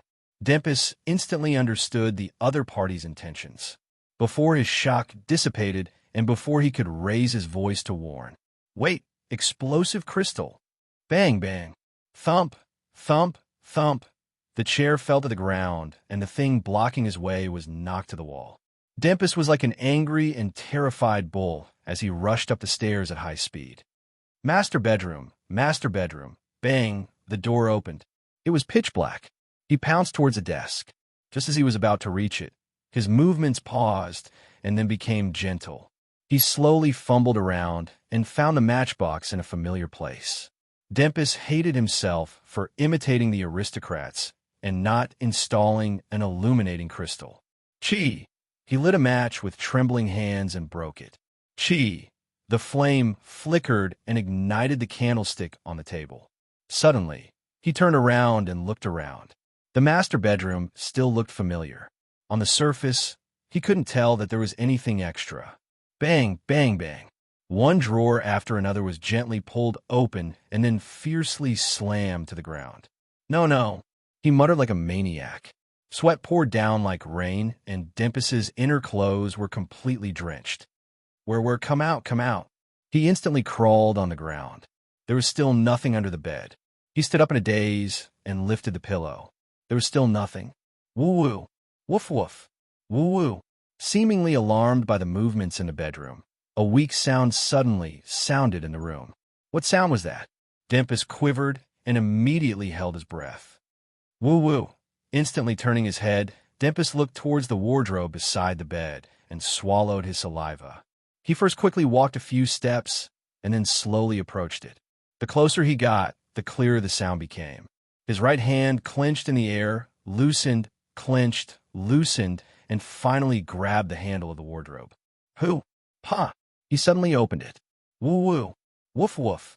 Woo-woo. Under the wardrobe, there was a small iron cage.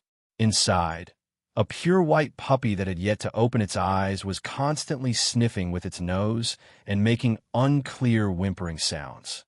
Dempus's face was wooden as he stared blankly at the puppy. His mind was blank. After a while, he blinked his eyes and bent down to pick up a folded piece of white paper on the cage. He opened it. I heard that Annie has always wanted to raise a puppy. Then, happy birthday. Ka-ka. Hee-hee. Dempus's throat made strange sounds. His expression was complicated. He didn't know what he should think or do. Ding, ding, ding. Footsteps sounded behind him, followed by Chris' sound. Daddy, it's bad. Aunt Mary fainted. Ah, puppy, puppy. Little Annie, who was wearing a white dress, stepped over from the bed. She landed on the ground and lifted the small iron cage. It's really a puppy. It's really a puppy. Wow, Daddy, didn't you forbid me from raising dogs? Oh, I know. You want to give me a surprise and give me a birthday present, right? Ah, and surprise, surprise. Do you like it?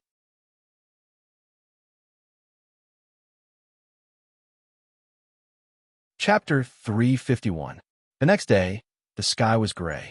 Drizzle, drizzle, drizzle, drizzle, drizzle like needles drifted in all directions with the evening breeze. If one were to look from a tall mountain outside the city, Mountain Stream City would be completely covered in fog. It was like a fairyland in the clouds. It was also like a cave filled with inescapable nets. No one knew that an insignificant piece of news was gradually spreading among the gang members. No one knew what had happened in the police chief's home. Similarly, no one knew that last night, a man and woman had braved the drizzle and ran to every remote corner of the city, wantonly commenting like real estate developers. Mountain Stream City was still the same. The light drizzle basically didn't affect the people's daily routine. Those who were supposed to work were still busy, and those who were supposed to pray were still kneeling. Oh, there were still some changes, but this had little to do with the ordinary citizens. The police chief had sent out all their men early in the morning to conduct safety checks on all the streets in the city, saying that it was to prevent a flood. Only the heavens knew how a light rain like this could cause a flood. However, even though they were baffled, the citizens still approved of this action. After all, this was also for the safety of the city. Following this, the number of soldiers at the city gate increased by several times. However, there weren't any changes to the inspection process. The extra people only quietly stood guard at the side, silently observing the people entering and leaving. The above changes didn't attract much attention. The most obvious one was that there were more passers-by in Mountain Stream City than usual. After the local citizens identified them, they were shocked to find that the extra people were mostly the troublemakers of the city.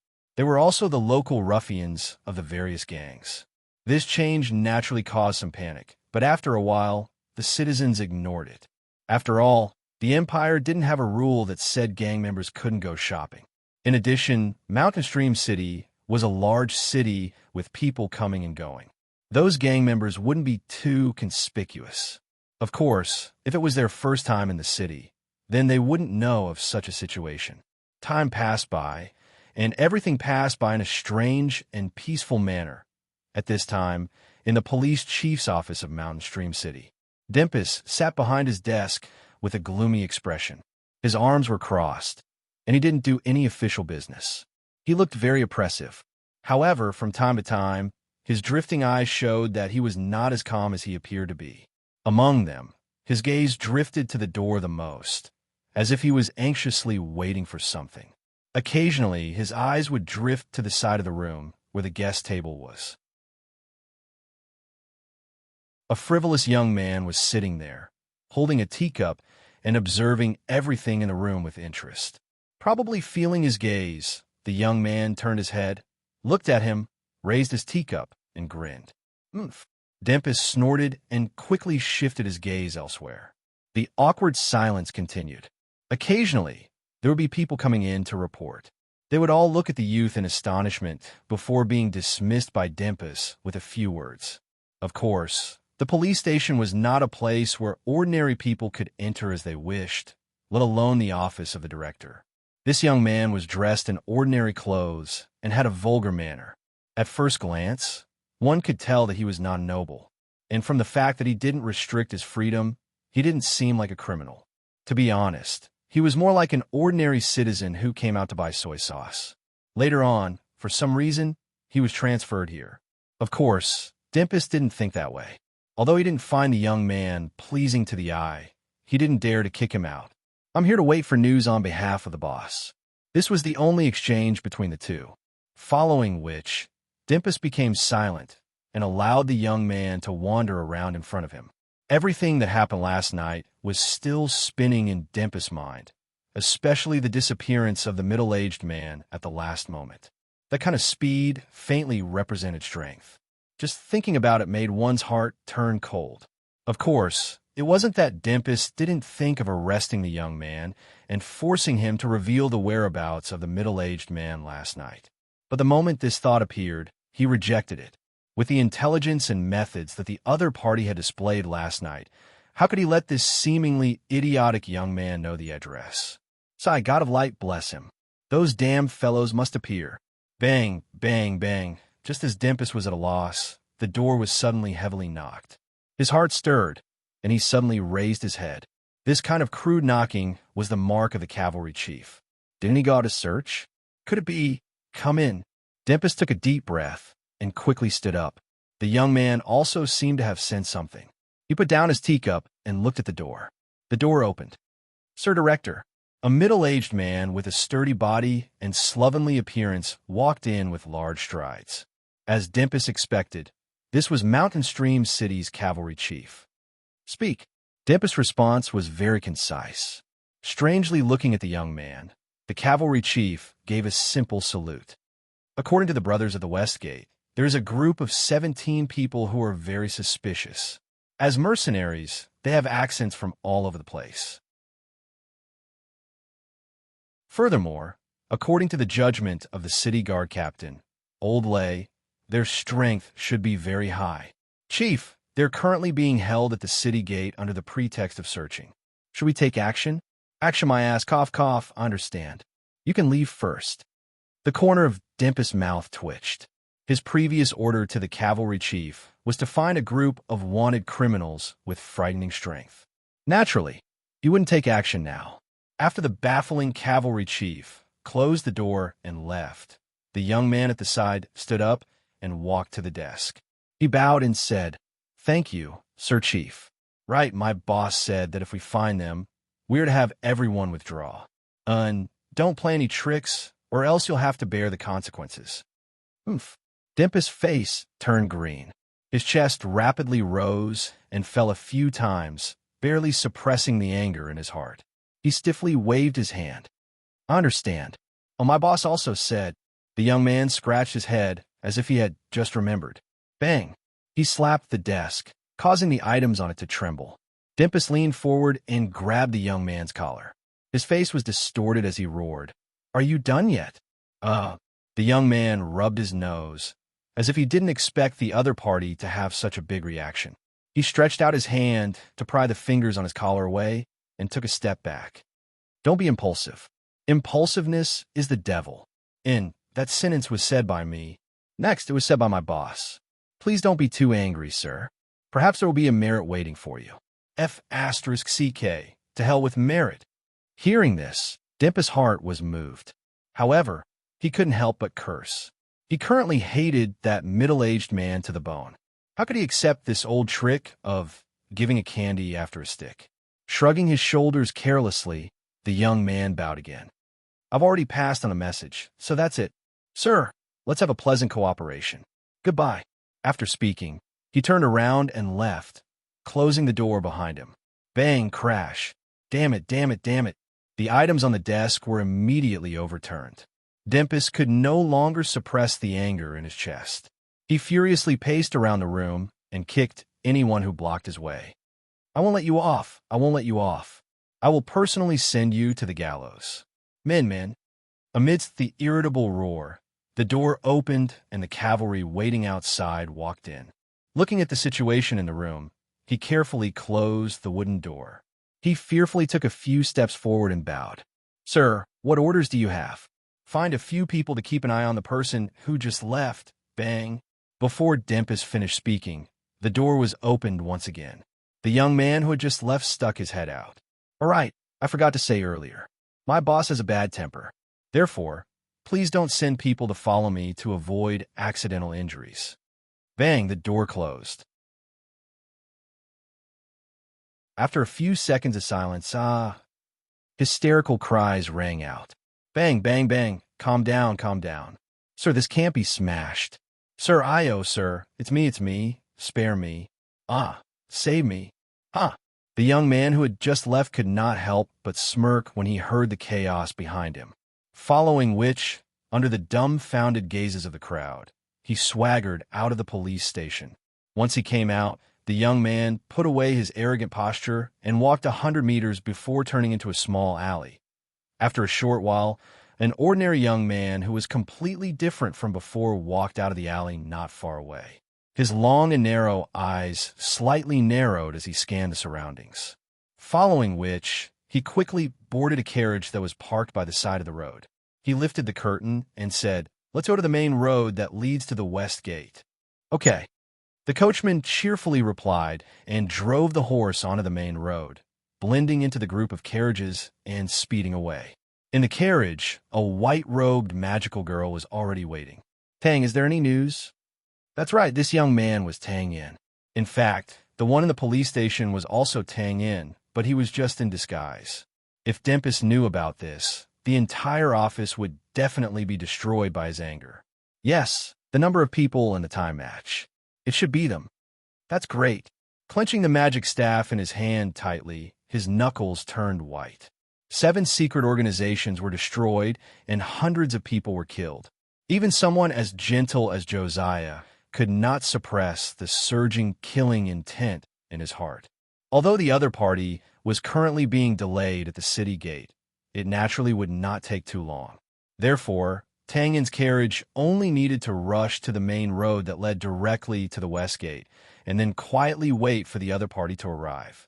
The coachman was a local member of the secret organization, so he was naturally very familiar with the terrain here. Along the way, they passed through all kinds of forks and alleys, and it took about a quarter of an hour before they stopped at a fork in the main road. At this time, Josiah naturally did not have any interest in chatting. The few of them silently waited. 5 minutes, 10 minutes, 15 minutes, Tang? Josiah turned his head with a worried expression. No hurry. Tang Yin's expression was calm as he stared straight at the western fork. From his city gate to here, it took about a dozen minutes by carriage.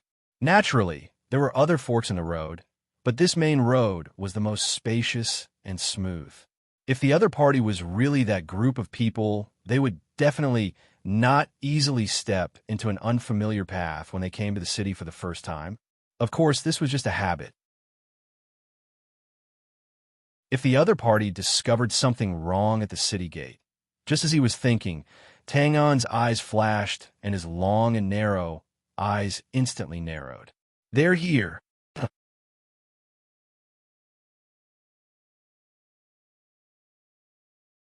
Chapter 352. They're here. Josiah's body trembled as she stared at the west. After a moment, she frowned. Where? Since it was the main road, there were naturally countless people and carriages. Josiah was now sitting next to the window, looking down from above. At a glance, she really couldn't find anyone with a ferocious face. 3 connected gray carriages with mud spots on the bodies. Do you see them? Tang narrowed his eyes and said in a deep voice. In fact, at this time, Tang Yin had basically determined that these people were the ones who destroyed the secret organization. Among the 3 carriages, only the 3 coachmen's faces were exposed. However, from these coachmen, Tang Yin could sense a deep sense of hostility, as well as a vaguely familiar scent. That's right, it was familiar. Tang pinched his chin and frowned as he pondered. Assassins? It's a little similar, but it's still a little lacking. Where have I seen them before?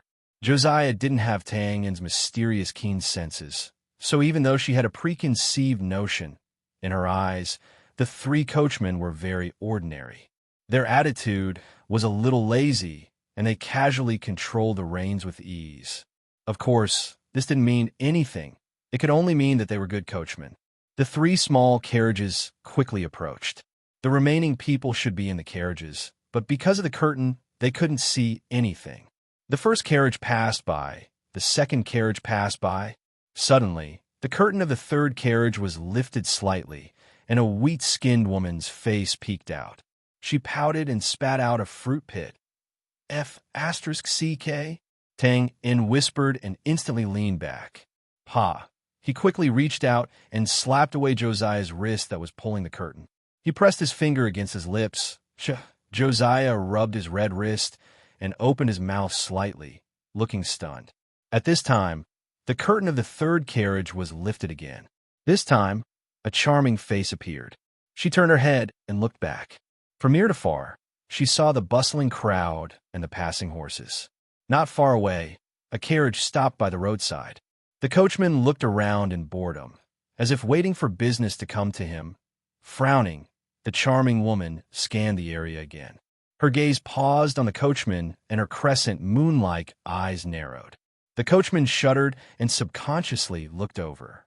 When he met the woman's eyes, After a moment of shock, he revealed a look of admiration and infatuation. The charming woman blinked her eyes, and her lips curled into a charming smile. Then, she lowered the curtains of the carriage. "What's wrong, Sister Eunice?" "Oh, nothing.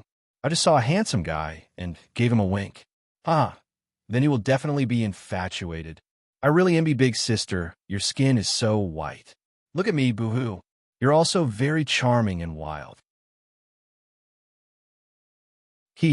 On the other side, Tang In removed his finger from Josiah's lips, looked up, and heaved a long sigh of relief. "Done, are you okay?" Josiah frowned and asked in surprise. In her memory, Tang In sometimes had a bit of bad taste and made some slightly exaggerated expressions and actions. But most of the time, he would give people a kind of indifferent and cold feeling. It was a kind of strong confidence, as if everything was under control. But now, Josiah looked at that relieved expression and slightly startled eyes. Was this nervousness? Fear? After calming down, Tang In waved his hand. "It's nothing. And sorry." The latter apology was obviously for Josiah's red wrist.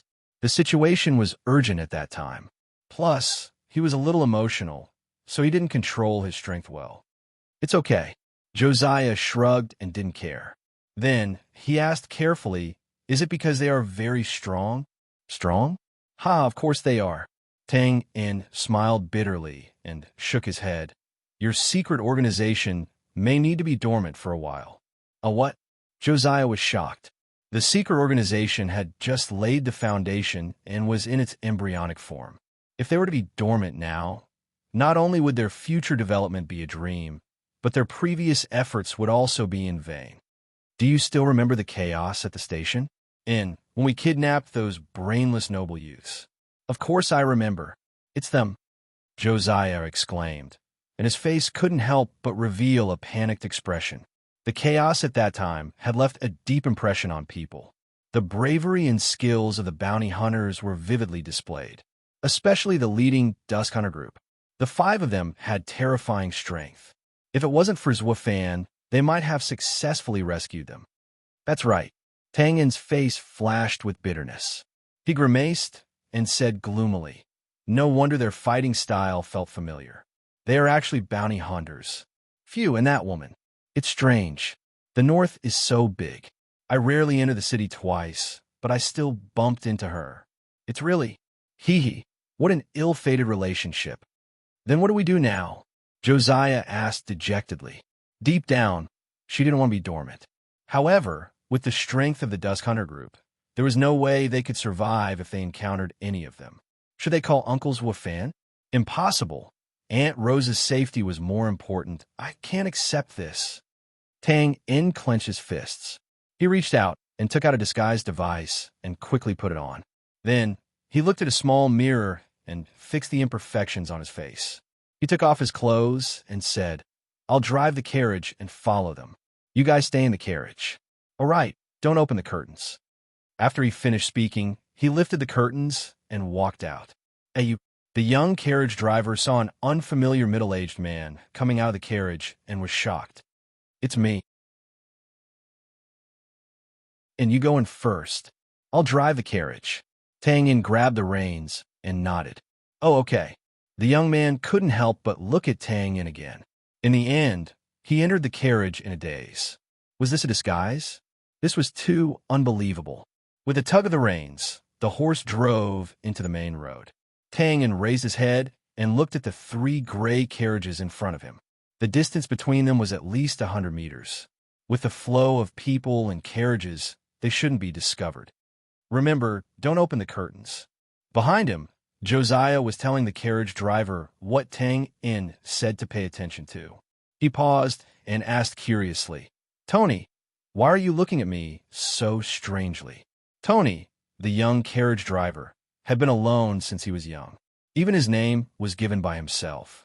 Previously, he was a carriage driver for a merchant. However, he was beaten up because of a car accident. When he was on the verge of death, he was rescued by Josiah and the others. After that, he naturally joined them. Compared. Compared?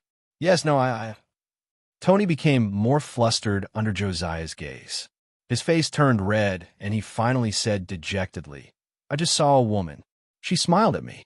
She was very beautiful, so she was very beautiful, but that was a beautiful snake." Tang and shook his head and curled his lips. Of course, he knew who Tony was talking about. In fact, he still remembered her name, Eunice. He remembered it so clearly. Naturally, it wasn't because Tang In had any thoughts in his mind. On the contrary, the situation now was that the other party was thinking about him. After killing Goshawk, Eunice declared that she would remember Tang In for the rest of her life. While his thoughts were running wild, Tang In drove the carriage several times in a row. Finally, when he was 50 meters away from the other party, he didn't make any other movements. Tracking was also a technical activity. If he was close, he would be easily discovered. If he was far away, he would lose track.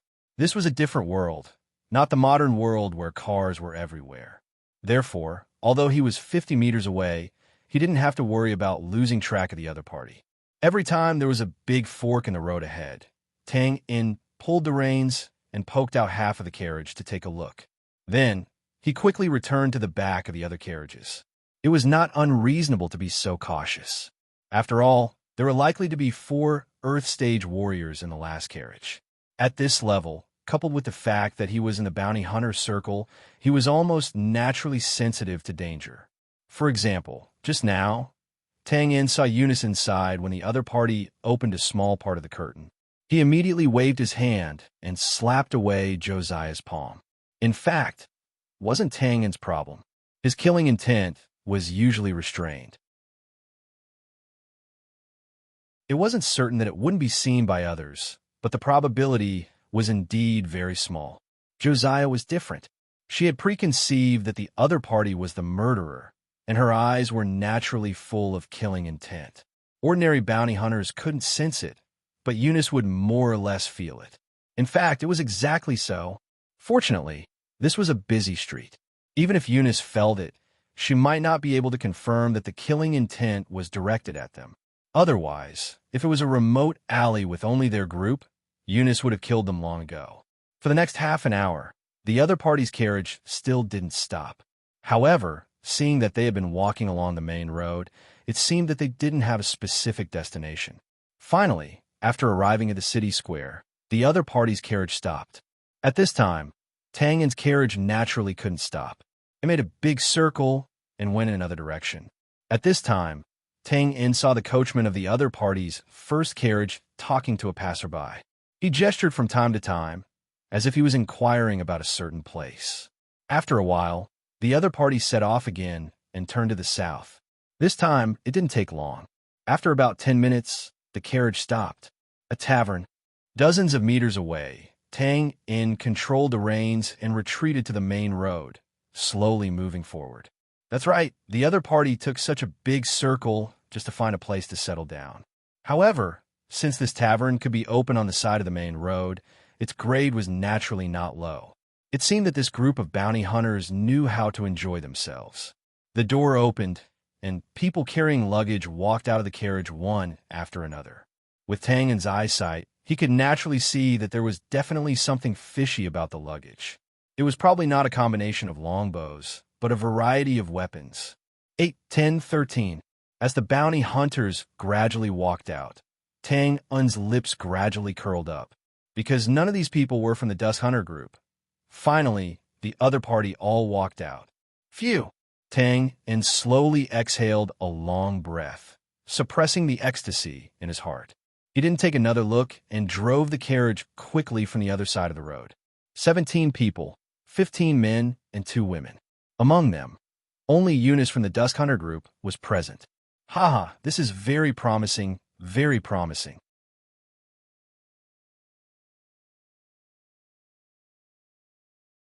Chapter 353. City Forest was a name that seemed out of place on the surface, but it was one of the top taverns in the Bran Empire, and it had branches in most cities. As mentioned before, most taverns in the foreign world had the function of a hotel. City Forest was even better in this aspect. Not only were the drinks and equipment of the best, but the accommodation was also unique. All kinds of strange flowers and trees, Vines and shrubs were appropriately decorated. Being here was not only comfortable, but there was also a feeling of living in the wild that could not be experienced in the city, which was quite novel. A group of bounty hunters was now in it. It should be said that as long as they were doing well in this circle, they were not short of money. Not to mention that this operation was funded by the initiator, Eunice. After a little tidying up, the bounty hunters came out of their rooms and gathered at Eunice's place. The environment is not bad. It seems that we will have to stay in this tavern when we go to other cities in the future. A bounty hunter fiddled with the hanging vines in the corridor. The person next to him sniffed and twitched his mouth slightly. I don't want that. Living here always reminds me of the Forest of Fog. Well, there are some unpleasant memories. Forest of Fog? The bounty hunter was surprised, and then his tone was slightly respectful and curious. Have you been there before? The Forest of Fog was a famous, dangerous place in the north. It was shrouded in fog all year round, and there were countless magic beasts. People who went in rarely came out. They either became the feces of the beasts, or were trapped alive and turned into a pile of bones. It was a few years ago. At that time, I was still a mercenary in a team of 50 to 60 people. In the end, I was the only one who came out in a daze. Speaking of this, the man waved his hand as if he did not want to remember. He directly pushed open the door at the side and walked in. City Forest was such a high-end tavern, and the facilities inside were naturally not bad. It could be said that it was not inferior to some of the noble houses. After the two of them went in, there were already more than 10 people inside who had arrived first, and each of them was sitting lazily. Eunice, who was in the middle, had changed into a gorgeous dress and seemed to be going out later. After a moment, everyone gathered. Clap, clap. Eunice casually clapped her hands twice and said in a charming voice, "Since everyone is here, let's announce the action plan, as usual." Well, this time it's Kitten's turn to find a place, right? A middle-aged man touched his face gloomily and shrugged. "Please, we're the Thunder Tiger Hunter Group." Okay. Then this time, Little Tiger will provide the manpower." Eunice waved her hand carelessly and stood up. "The plan is complete. Hey, I'm going shopping. Who wants to come with me?" There is no doubt that this plan was ridiculously simple. However, everyone was already used to it, and they stood up one after another with the help of the armrest. "I'll go with my sister." The tall woman with wheat-colored skin was the first to respond, rushing over to grab Eunice's arm. "Okay, I'll count you in." Eunice smiled and pinched the woman's cheek. Then, she turned her head and said, "Who else? A man?" Everyone looked at each other, and the room fell silent for a while. I'm going to the front hall for a drink. Count me in. TSK, sooner or later, you will all die in the wine jar. It's better than you dying in a woman's belly." After a short silence, everyone found various excuses to leave the room. Eunice was indeed a beauty, but the other woman was not bad either. One was seductive, and the other was wild.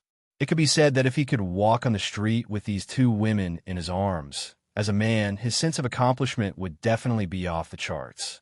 However, the reality was that the bounty hunters were completely uninterested in these two people. The reason was very simple. As the saying goes, you can look but you can't eat.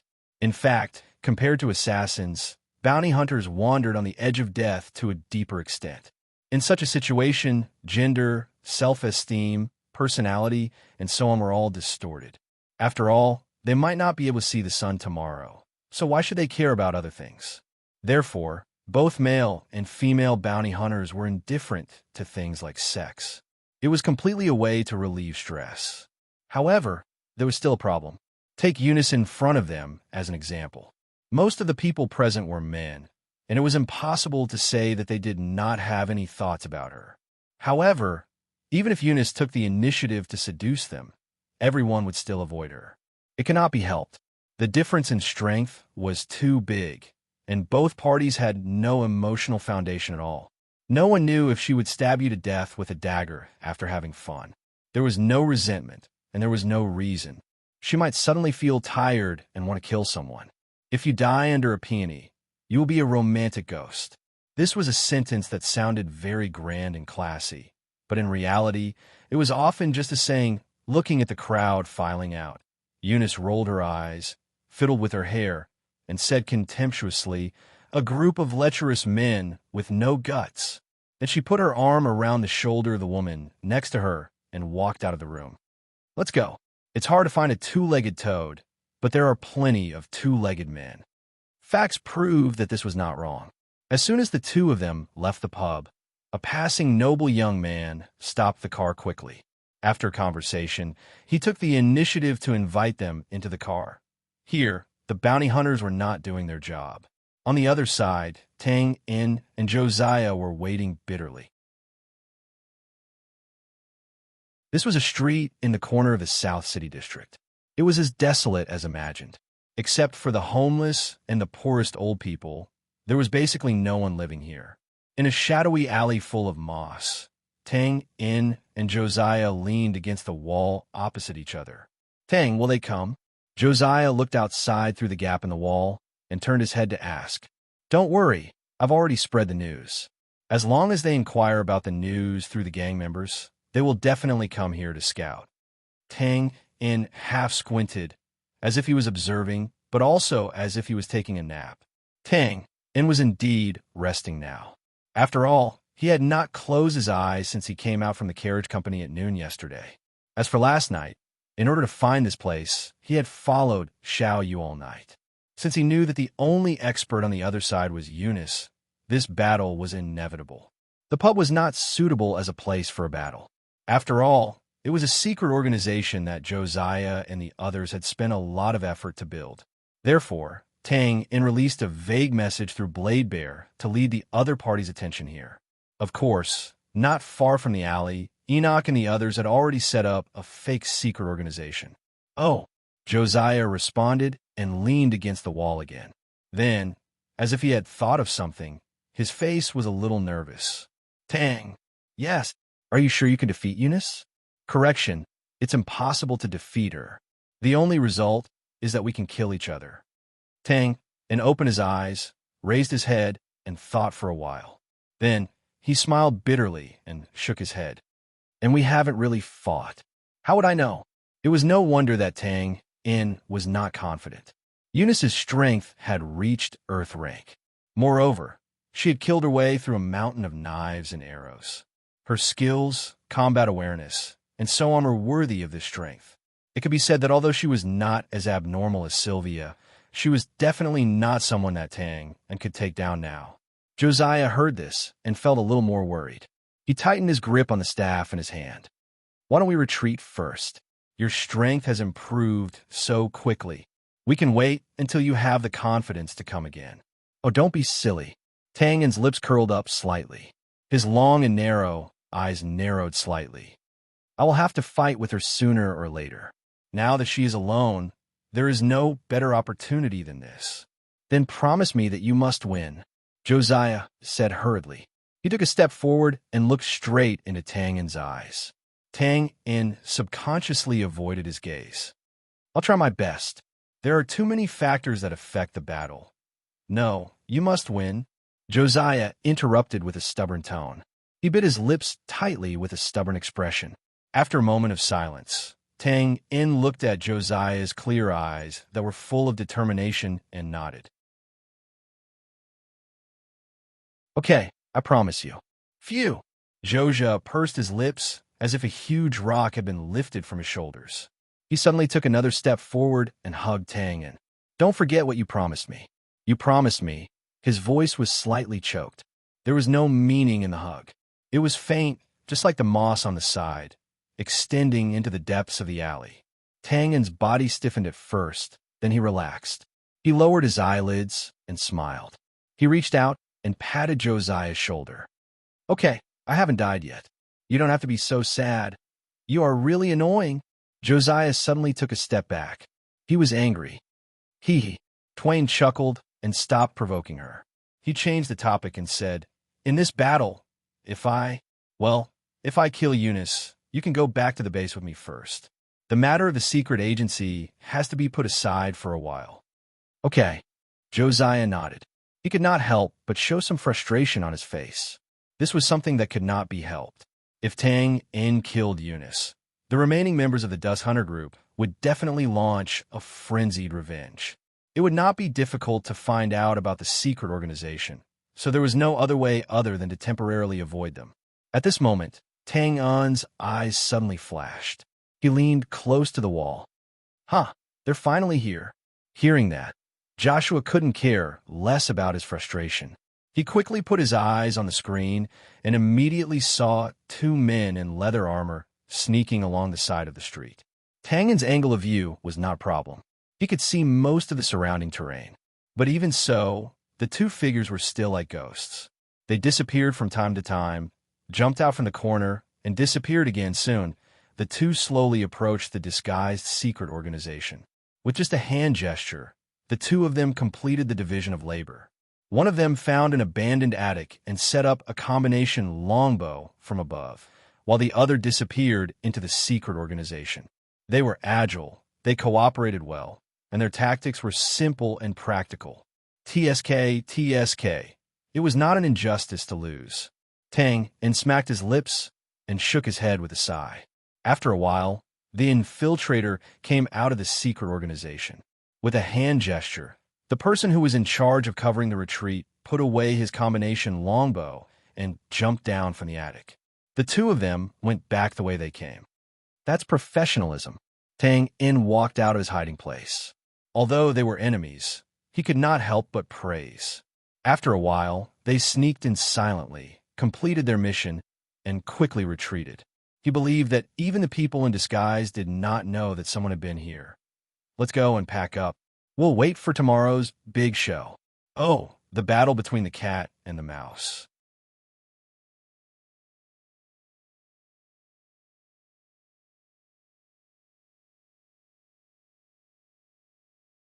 Chapter 354. The next day, in the morning, the sky was still gloomy. If there was a deity in this world who could control the rain, then it would be a child who liked to play pranks. A few drops of rain would fall from time to time, but it would quickly be collected. It rained in the morning, but it would quickly clear up in the afternoon. The weather kept changing, as if it was playing with the angry nerves of the ants and laughing to its heart's content. All right, let's not care about that unscrupulous fellow for now. Let's focus on the group of bounty hunters. At this moment, they were all in their respective rooms preparing for departure. They were putting on their armor, checking the status of their weapons.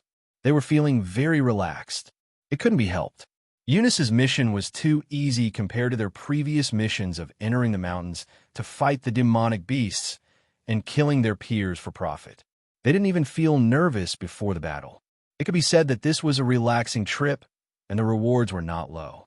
Sometimes, they even felt a little embarrassed when they received a 1,000 yuan commission for every successful mission. This was not a lie, as it was proven by facts. See, two of their peers had only gone out for a walk yesterday, and they had already found out the address. It was really not challenging. They were hoping to play in this city for one more day. However, no matter how proud they were, they still had to do what they were paid to do. After a while, the bounty hunters walked out of their rooms one after another.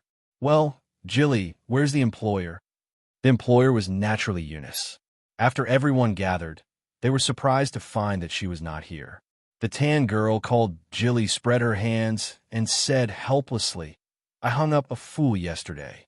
I said that I would accompany her to buy the latest clothes in the city today. So, I left early in the morning. All right, let's go. The leader of the Thunder Tiger Hunter group scratched his head and said decisively. Actually, it was the same whether Eunice was here or not. She didn't have to take part in any of the missions anyway. A bounty hunter group was not like a mercenary group. There were not many of them, and those who were not of similar strength would not be able to gather together. The reason was simple. When there was a conflict of interest, how could those with small fists fight? There was no order here. This temporary bounty hunter group was usually led by Eunice.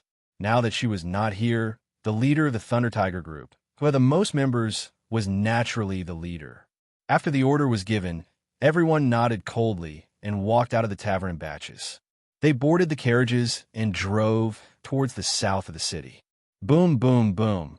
As if sensing that a great battle was about to break out, muffled thunders rang out one after another. It sounded as if there were several war drums hidden in the clouds. The bounty hunters alighted a few hundred meters away from their destination. The archers looked for a vantage point, and the melee fighters spread out to form an assault formation.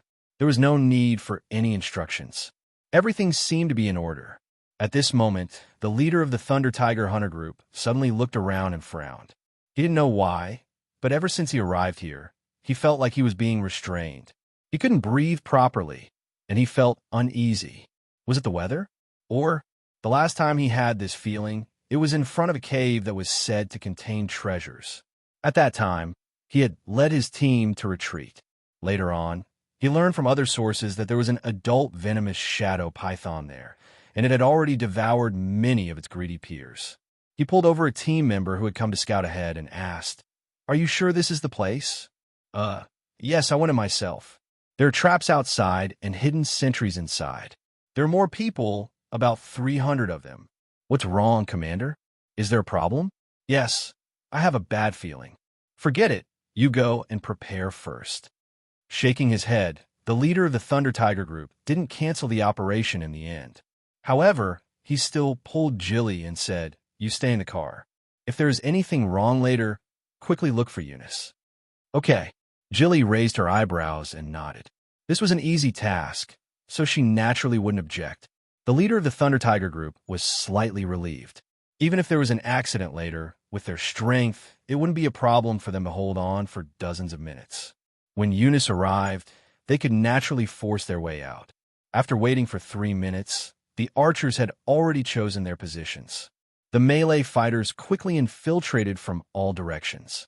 After advancing for 200 meters, everything was normal. After 500 meters, they silently eliminated all kinds of traps and successfully reached the outer wall of the secret organization. "Charge in."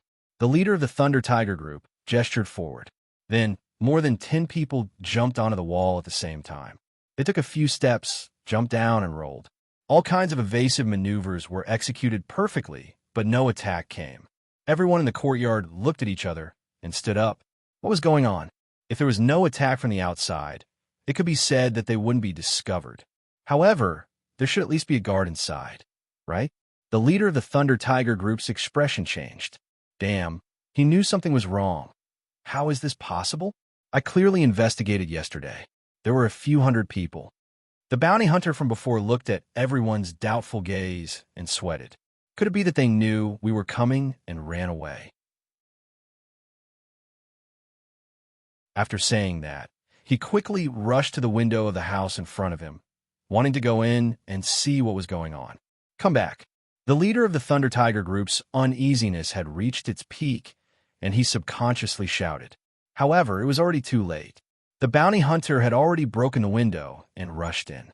Then, boom, waves of air rolled and brokenwood flew everywhere. As expected of a bounty hunter, everyone found a hiding place the moment the explosion occurred. Then, they saw the broken pieces of flesh splattering all over the ground. Exploding crystal. Damn! The leader of the Thunder Tiger group gritted his teeth as he watched his team members turn into pieces. He didn't have time to feel sad and shouted, "Gather to me." This sentence was naturally shouted to his team members. Now that the situation was obviously not right, how could he care about the others? However, just as he finished speaking, whoosh, whoosh, whoosh, whoosh, whoosh, whoosh, kill, kill, kill. The whistling of arrows and shouts sounded almost at the same time. For a moment, the bounty hunters were suppressed by the powerful arrow rain and couldn't raise their heads. Damn it! Retreat to the house, retreat. The space in the courtyard was too big, and there were too few places to hide. If this continued, they would be shot to death sooner or later. The leader of the Thunder Tiger group roared. The battle energy around his body burst out, and he took a few steps forward. He forcefully tore off a piece of the door and used it to cover his body before retreating. Those who were close to him quickly retreated, while the others used their own methods to retreat. In just an instant, more than a dozen bounty hunters entered the house at the same time and carried things to block the gaps. Bang, bang, bang. The sound of raindrops hitting banana leaves kept ringing and the house trembled. Looking around, the leader of the Thunder Tiger group was slightly relieved. There weren't any deaths, and only 2 unlucky ones had their arms pierced. At this moment, they were calmly cutting off the arrows and bandaging their wounds. It seemed that there wasn't much of a problem. At least, they didn't lose their ability to fight. With such a hurried block, there were naturally many arrows that entered the house through the weak points. However, these bounty hunters were indeed experienced. They were all hiding in the corners, thick wood, and other places. For a short period of time, their lives wouldn't be in danger. A bounty hunter frowned and pulled out an arrow that was nailed in front of him. He looked at it, and his face instantly turned ugly. F***CK. This is the Empire's standard arrow. What? Everyone was shocked when they heard this. They all pulled out the arrows beside them, and their faces instantly darkened. The Empire's standard arrow was the arrow that was produced by the Bran Empire. It was usually used by the army, and bang. A figure flipped in through the broken window and fell to the ground with a longbow in his hand. There were countless arrows nailed to his back, making him look like a hedgehog. He struggled to crawl and muttered, "Alert!" before he stopped abruptly. Other than the whistling of arrows and the sound of wood being nailed, everyone in the house stared blankly at the corpse and was silent. They naturally knew this person. He was one of the archers who looked for an advantageous location.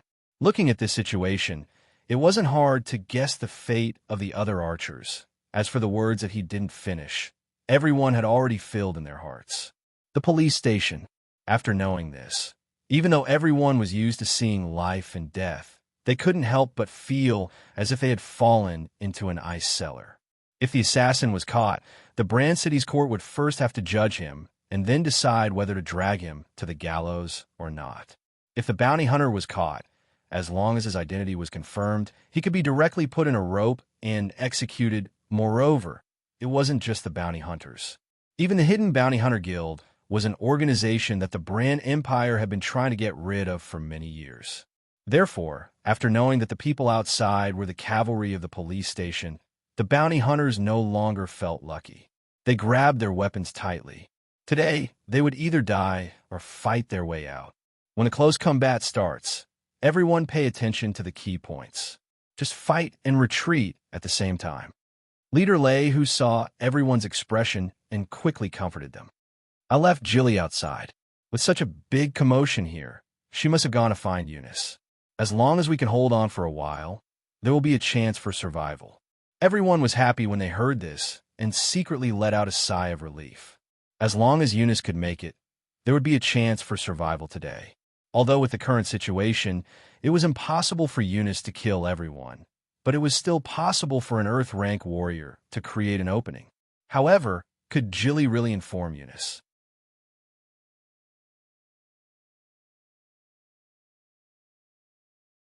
Chapter 355. As long as the arrow rain did not stop, even if the bounty hunters' lives were not in danger, they would not be able to raise their heads for the time being. Therefore, let's raise our sights and extend our attention to the periphery, in a northwest direction, about 500 meters away, on the roof of an abandoned 2-story loft. After the miserable bounty hunter broke the window and finally stepped on the mine and sacrificed himself, Tang, In, and Josiah appeared here. Haha, I knew these guys didn't like to come through the door. Tangin raised his head and laughed, looking as if his plan had succeeded. That's right, the explosive crystal installed on the window was his doing. Treacherous. Josiah curled his lips in disdain. Then his lips curled up, and he could not help but reveal a delighted smile. What could be more satisfying than setting a trap, and then watching your enemy step into it? Hey, pay attention to the enemy's position. Your attitude will make you a traitor. Tangin gave him a sidelong glance and made a dissatisfied gesture. Then he pinched his chin. I'm treacherous? TSK. If I were to do it, how could I be seen through from the periphery? It's just that these guys are too arrogant. Otherwise, this plan would definitely be exposed. Tang was referring to the executors of the plan. Of course, he was referring to the garrison cavalry that had surrounded the secret organization. Previously, he had only passed on the message. The specific ambush was arranged by Dempus himself. Josiah also knew this, so he only rolled his eyes and did not refute. The arrow rain below was still like a tide. The garrison cavalry took the opportunity to quickly advance with their spears and shields, surrounding the house so tightly that not even a drop of water could pass through. Tang, can we eliminate those shameless bounty hunters like this? He shook his head. Just shooting arrows is not enough. We still have to look at close combat. And Eunice is not here, so it shouldn't be a big problem. Tang and was very clear about the power of these arrows. If they were placed on an open plain, these bounty hunters would have died several times over. However, here, the buildings in the north were known for their sturdiness, so the actual effect of the arrows was very limited. Just like Bose's ambush at the Flame Dragon Union, in the end, there were still dozens of assassins alive and kicking. Anyway, no matter what, we won't lose any of our men, right? Tangin shrugged and said casually, "You're right, but I'm still a little unwilling." Josiah frowned and stroked his lips. "I hope that these dirty bounty hunters die here, but I also hope that they can stay alive to avenge us." That was Joshua's real thought. In fact, they were doing the same thing. Outside the garrison cavalry, in the abandoned houses, hundreds of gray coat army soldiers who had been transferred over to ambush were hiding in them. Of course, this was not to fight with the garrison cavalry, but to wait for the escaped bounty hunters. "Woman, you're too greedy." Tang and rubbed his forehead speechlessly. "I think so." With a chuckle, Josiah fiddled with his hair, no longer dwelling on this issue. After a while, boom, boom, boom, a few deafening thunders rolled in the sky. "Damn, I won't be struck by lightning standing so high. I really don't have confidence in the gods here." Tangin looked at the sky and teased. Suddenly, a few strands of cold water floated on his face. "It's finally raining." Before Josiah could respond, suddenly, clatter, clatter, clatter, a rush of horse hooves came from the south. Josiah's body shook when he heard the sound. He instantly looked at Tangin.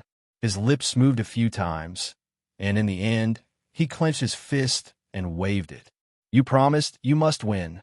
Don't worry." Tangin took a deep breath, then shrugged and smiled casually. "Be careful." With that, he jumped down from the attic.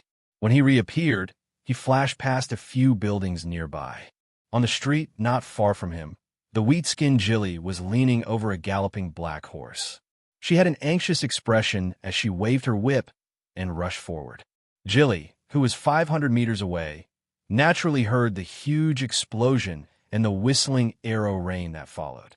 Without a doubt, she was going to find Eunice for help. Tangin's figure had already completely disappeared.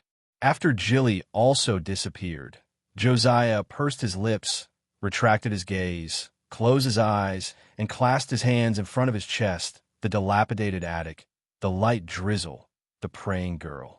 The surroundings were silent, like a freehand sketch, like fog and illusion.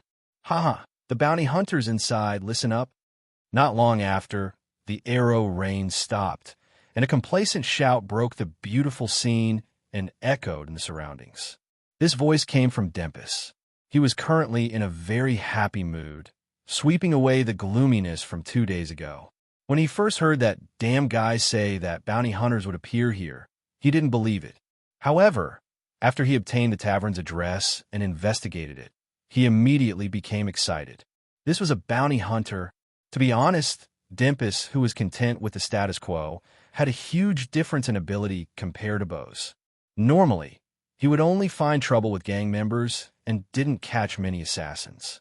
But now, the opportunity had undoubtedly come. As long as he could take down this group of bounty hunters, wouldn't merits, glory, and so on come one after another? Thinking of this, Dempus couldn't help but become excited.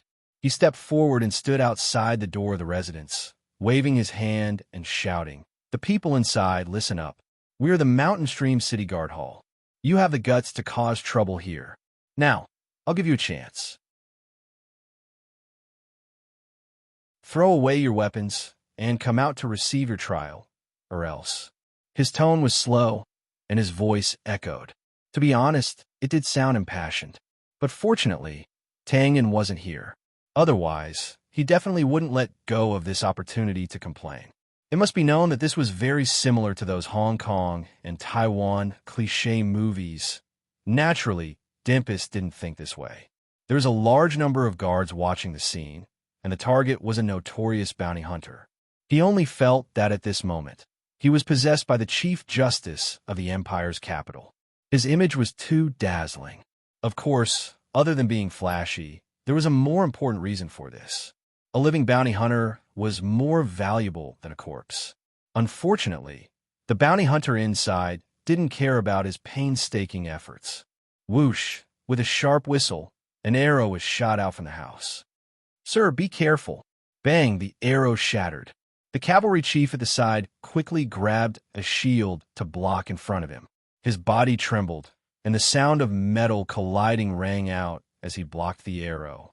Dimpus opened his mouth, but he couldn't say any words of profound words. With an ashen face, he pulled out the sword at his waist and roared, "Damn it! Why are you still in a daze? Chop these bastards to death." After a slight pause, kill, deafening shouts rang out. The cavalry's eyes flickered, and they hurriedly passed by the somewhat embarrassed chief. Brandishing their spears, they charged into the house.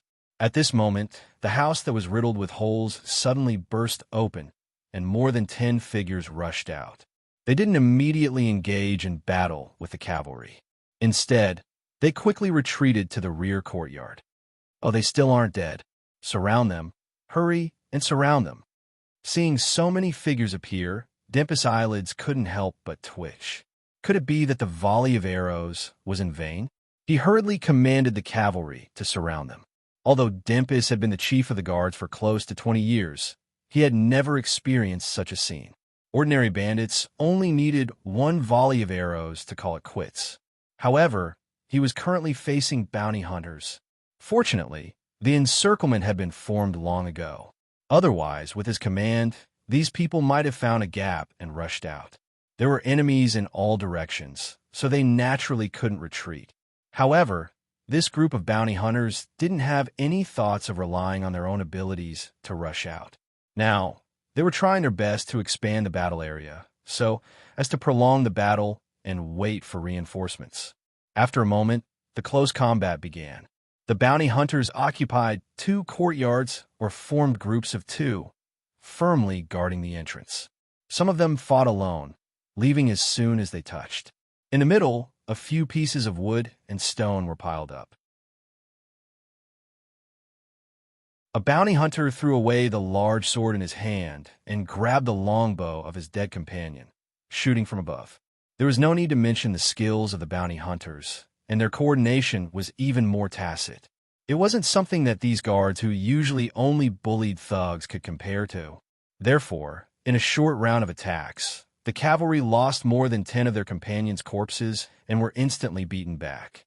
If it wasn't for the obvious difference in numbers, these cavalry might have turned around and fled. This result wasn't only due to strength and skills, but also due to the difference in battle intent. In other words, it was because they weren't ruthless enough. Meeting enemies on a narrow path and fighting with one's back to the river, if one didn't throw caution to the wind, then only death awaited. In this aspect, the bounty hunters were undoubtedly better. It was true that they were strong, but they weren't strong enough to look down on dozens of spears stabbing at them. For example, in the previous round of attacks, the bounty hunter whose arm had been pierced by an arrow was injured. A spear had pierced through his lower abdomen. But at that time, he didn't retreat at all. Instead, he took the opportunity to rush forward and cut off the bounty hunter's head. As blood spurted out, he suddenly turned around. The surrounding cavalry retreated in panic, instantly clearing an empty space. Then, they watched as he pulled out his spear, applied external injury medicine, and tore off a piece of cloth to wrap his lower abdomen tightly. Kill, your mother." His footsteps paused. Seeing this, Dimpus swallowed his saliva and quietly put down the long sword he was waving. As the chief of the guards, he naturally had strength. Originally, he wanted to rush to the front line and establish a glorious image. But now, he wisely dispelled this idea. After a short pause, the battle continued. The bounty hunters still had the upper hand, and it would probably be like this for a period of time. Of course, everyone knew that this situation wouldn't last for long. If there were no accidents, these bounty hunters would slowly be exhausted to death. Then, would there be any accidents? Vowing to thank book friends Tan Shah and JHD121 for their tips. Yes, Civic Cat saw the comforting blessings from book friends. Thank you all. You're tuning in to the Warrior Lore YouTube channel. Don't forget to subscribe and join us on this journey to catch the most captivating stories.